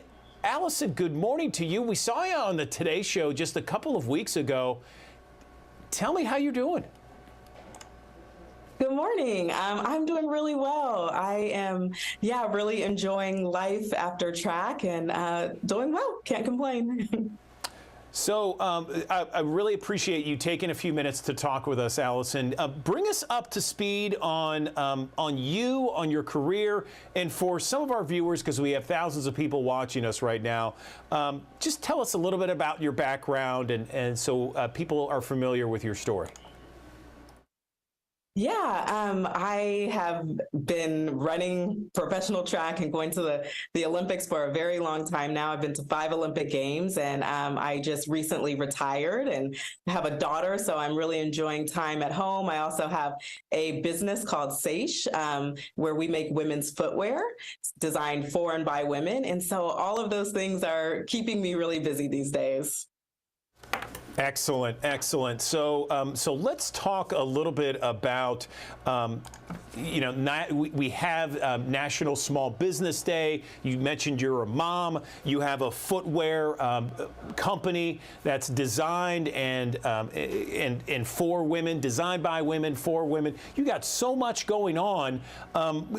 You have Small Business Day coming up on, I believe it's May 10th. And so how are you marking this occasion with everything you got going on? Yes, it's a lot, but I am so excited to celebrate with my daughter this year. I just really want to foster her dreams. She loves to bake. And so we came up with Cammie's Cookies. We're going to have a bake sale, and she's just been introduced to counting money. And so we're really excited to do that. I understand your alma mater named their stadium after you. Tell me about that. Yes, I had the honor of the field at my track being named the Allyson Felix Field, which was something that I would never have dreamed of or imagined, but just an incredible honor. So I find it interesting, and so does my producer, Amanda, that you are this incredible, accomplished track and field athlete, but yet you're playing tennis now. Tell me about that. Yes, just trying to, come up with some new ways to stay active and creative. So many things on my plate, like this bake sale with my daughter that we're just really excited about for National Small Business Day. And partnering with HP has been incredible to be able to do that. They have so many resources online to be able to come up with fun business plans and printables. So we've had a great time just with that process and designing everything. And it's been really a lot of fun to be able to do that. Let me ask you about this, because this came to us this week, and I don't know if you know Tori Bowie. She was a 32-year-old world champion sprinter from Mississippi, and she died suddenly. Were you familiar with her? She's an Olympic athlete as well. And if so, what will you remember about her? It was just an awful, sudden thing. Yes, Tori is, she was my teammate for a very long time. So, still just even trying to process just such incredibly sad news. And so it's an honor to be her teammate, and I'll just continue to celebrate her life and just really lift up her family during this time. No question about it. And our thoughts and prayers are with her and her family as well. Thank you for saying those things, Allison. Let's talk about some simple ideas on this Small Business Day. I mean, switching gears a little bit because it is coming up later this month. And you mentioned your daughter who's 4 years old. And I know that there's plenty of parents out there that have either, lemonade stands and car washing events. What kind of advice or what are you thinking about when it comes to that kind of thing later on the Small Business Day later this month?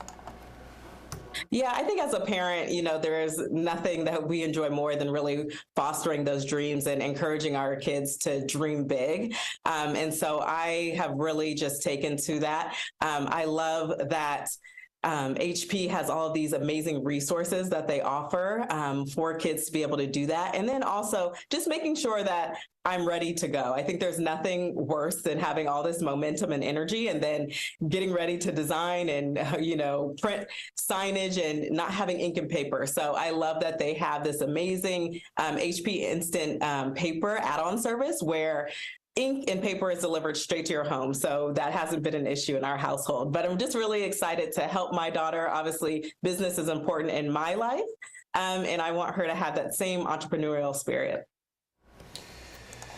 You've been involved in the Olympics. As I mentioned at the top, you're the most decorated American track and field Olympian of all time. Give me some amazing memories that you will never forget, some of the high points that come to mind when you think about your track and field career. I think just everything the Olympic spirit embodies. I've had the best time competing in the most amazing places, meeting incredible friends, and just that thrill of being able to compete on that stage. It's something that I will never forget. I've learned so many lessons, and I feel so blessed to have been able to just represent my country. Do you see your daughter as perhaps someone who may carry the torch, so to speak? I'm definitely seeing athletic signs, but I just really want her to pursue whatever she wants to do. I'm getting her involved in all kinds of things, dance, and, we're playing soccer. And so she'll have plenty of time for that when it comes around. Absolutely. And, we're in Memphis. We broadcast to Mississippi, Arkansas, West Tennessee. We are friends with Rochelle Stevens, an Olympic gold medalist from back in the 90s when the games were in Atlanta. Have you ever been to the Memphis Mid-South area? If so, where'd you go? I actually was just recently in Tennessee, visiting some friends. And so, it's an area that I get to every now and then, but I would love to come back more. Excellent. Excellent. Well, listen, Allison, this has been fantastic. I really appreciate you, and congratulations on all your success, both on and off the track. And God bless you and your family and your beautiful daughter. Thanks for taking time for us. Of course. Thanks for having me this morning. Okay, I want to tell you that Memphis Animal Services just took in 35 kittens needing foster homes in the past 24 hours. We have Memphis Animal Services Director Alexis Pugh joining us now to talk about this issue. So what happened, Alexis? Good morning. Hi, good morning, Andrew. I wish I could say that something significantly different than what we would expect happened, but this is what is kitten season, and it hits every single year. As the spring arrives, so do the birth of kittens. And of course, we are going to be the place where those kittens end up. So we are seeing it every single day. And the past 24 to 48 hours specifically have been a time where we have had an onslaught, a deluge of kittens, so to speak. And so the good news is we put out a plea on social media. We've gotten most of the individual kittens without moms out. Where we need some help from the public right now is we have moms with kittens and they're nursing, and we need a quiet place for them to hang out. So if you'd be willing to foster there. And then what we also need is what we're calling our emergency on-call list. So this means that you agree to be on a list of people that we can call when we do get in underage kittens that need to be bottle fed, and that you agree that you'll hang on to them for even just 24 hours until we can find a more permanent foster situation. So we're desperately looking for people. We have exhausted every one of those emergency fosters. They all have kittens right now. So we are desperately looking for people willing to sign up and say, if they come in, you can call me and I'll be there to help. I usually remember you saying 10 days as kind of a timetable, but is this a little bit different? You mentioned 24 hours. Is there another time frame here? Sure. So usually fostering can vary based on the desire of the foster parent. And so we have many that will take those bottle kittens and will keep them until they're old enough to be adopted at the 6 or 8 week mark. But right now, because of our exhausting of our current emergency database, we're looking for someone, even if they're not willing to make that 6 to 8 week commitment, we're looking for people willing to make a 24 to 48 hour commitment. Of course, longer is always better for us, but at this point, if we can have a database, if we can have another 20, 30, 40 people who say, I will sign up to come get some kittens and keep them for 24 to 48 hours while you find another foster situation, that's our desperate need at this moment. Wow. Okay. And what can people do to just kind of reach out and also spread the word? Yeah, absolutely. So on our website, which is at memphisanimalservices.com, there is a very easy to find bar there that says, I want to foster. And you go in, it links you directly to the foster application, so you can sign up to do that. If you're already a registered foster with us, feel free to reach out to us and see if we have any active needs right now. And if you're not personally in a position to foster, that's okay, because there's other ways you can help with all of these kittens and puppies that are coming in. We have already run out of all of the powdered kitten formula that we got at our kitten shower that we held a couple months ago. We need bottles, we need formula, we need warming discs for these little kitties. And you can find all of that on our website as well at memphisanimalservices.com under I Want to Donate. And there's a subcategory called Donate Needed Items, and we have wish lists there. And those wish lists will take you to one specifically for the foster program. You can place an order through Amazon or other online providers, Cuddly, Chewy, and those things will be shipped directly to us to help give us the supplies we need for those people who do come in to get kittens. If someone wants to adopt, I know we're talking about fosters here, but if someone wants to adopt a kitten or a puppy, what are the costs? Sure. So if you sign up to be a foster with us and you take those animals into your home as a foster, you're going to get a free adoption out of that. We thank you for your service by not charging you that adoption fee. So let's say you take a couple of kittens, you want to help find them homes, but you want to keep one for yourself. We're not going to charge you for that adoption. But if you're interested in just beginning the adoption process for dogs or cats, and we desperately need dog adopters right now for our adult dogs, and puppies. We have so many dogs in our building right now. Our adoption fees are very reasonable and include a ton of stuff. Those puppies and small dogs and kittens are going to be $80. Adult dogs and adult cats are $40. And any animal that's on our deadline plea list that we urgently want to get out of the building, that's reduced down to $20. And you're going to get all of the same value services there. They're going to be spayed and neutered, microchipped, up to date on age-appropriate vaccines, heartworm preventative for dogs, flea preventative for both dogs and cats. So you're getting a great package deal for that price. But for us, it's not about the money. It's about finding great homes for these animals. So whether you can foster, whether you're in a position to adopt, we need you now.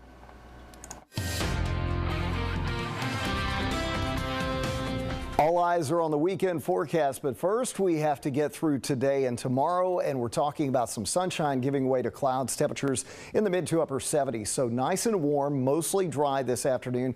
I can't rule out a rogue shower, but most areas again will stay on the dry side. Let's talk about Beale Street Music Fest, because temperatures generally in the 70s in the evening hours. We'll see a 30% chance of an isolated storm Friday night. This is not a guarantee, but there is a low chance because of a front in the area. Now on Saturday, it's a pretty low chance overall most of the day, but there could be a passing downpour even in the evening. I'm not going to rule it out. Then as we go into Sunday evening, I think it's a little bit better chance for some rain after sunset, but overall, not a bad forecast. You'll just have to be prepared, take a poncho just in case, and of course, stay tuned to the Action News 5 First Alert weather app. If you're out there, it will follow your location, so you can actually get a look at radar, and if rain is moving into the area or if lightning is nearby, it will let you know that as well. So good tool to have. Let's talk about what's going on. The setup, rain to our west this morning with high pressure sliding off to the east. That's going to allow that southerly wind to kick in. And yes, we will see rain arrive with a warm front heading into tonight. So if you think it's warm this afternoon, just wait. The muggy air is going to make an entrance as we go into this weekend. We'll be south of that warm front, and we could see again 7 p.m. Friday a pop-up storm just because that low is nearby. But as we go through the period, we'll stay south of the front. That means a big warm air mass is going to remain in place through the weekend, and there will be that chance for a pop-up shower or storm, but nothing widespread as we go through at least Sunday afternoon. So here's what we're thinking today.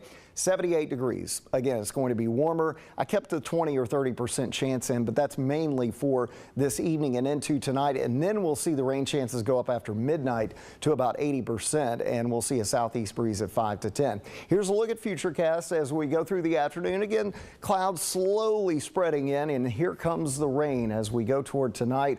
There could be showers as early as 9 to 11 p.m., but I think especially after midnight and heading into tomorrow morning, rain could be in the area as we go through the middle part of tomorrow. Then we get a break, maybe some sun popping out late in the day on Friday. And again, that's when we could see a pop-up shower or storm in the evening hours tomorrow night. But I'm really not sold on the potential for this, although there are some data that's showing that. So we'll keep you posted. But the Storm Prediction Center thinks there's enough of a chance that they posted a marginal risk for us for tomorrow evening for gusty wind or hail with a few isolated storms. Again, this is a very conditional threat, and it depends on when the rain ends tomorrow morning. So we'll keep you posted.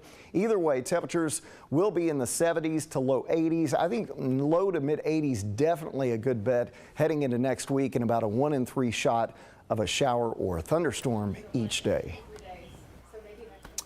All right, that does it for us here in the Action News 5 Digital Desk. We got Action News 5 Midday coming up at the top of the hour with Ariana Poindexter. Join us again tomorrow beginning at 8 o'clock for another edition of the Action News 5 Digital Desk. We're talking Greek Fest, all things Greek tomorrow morning. Be sure to stay tuned for that and much more tomorrow.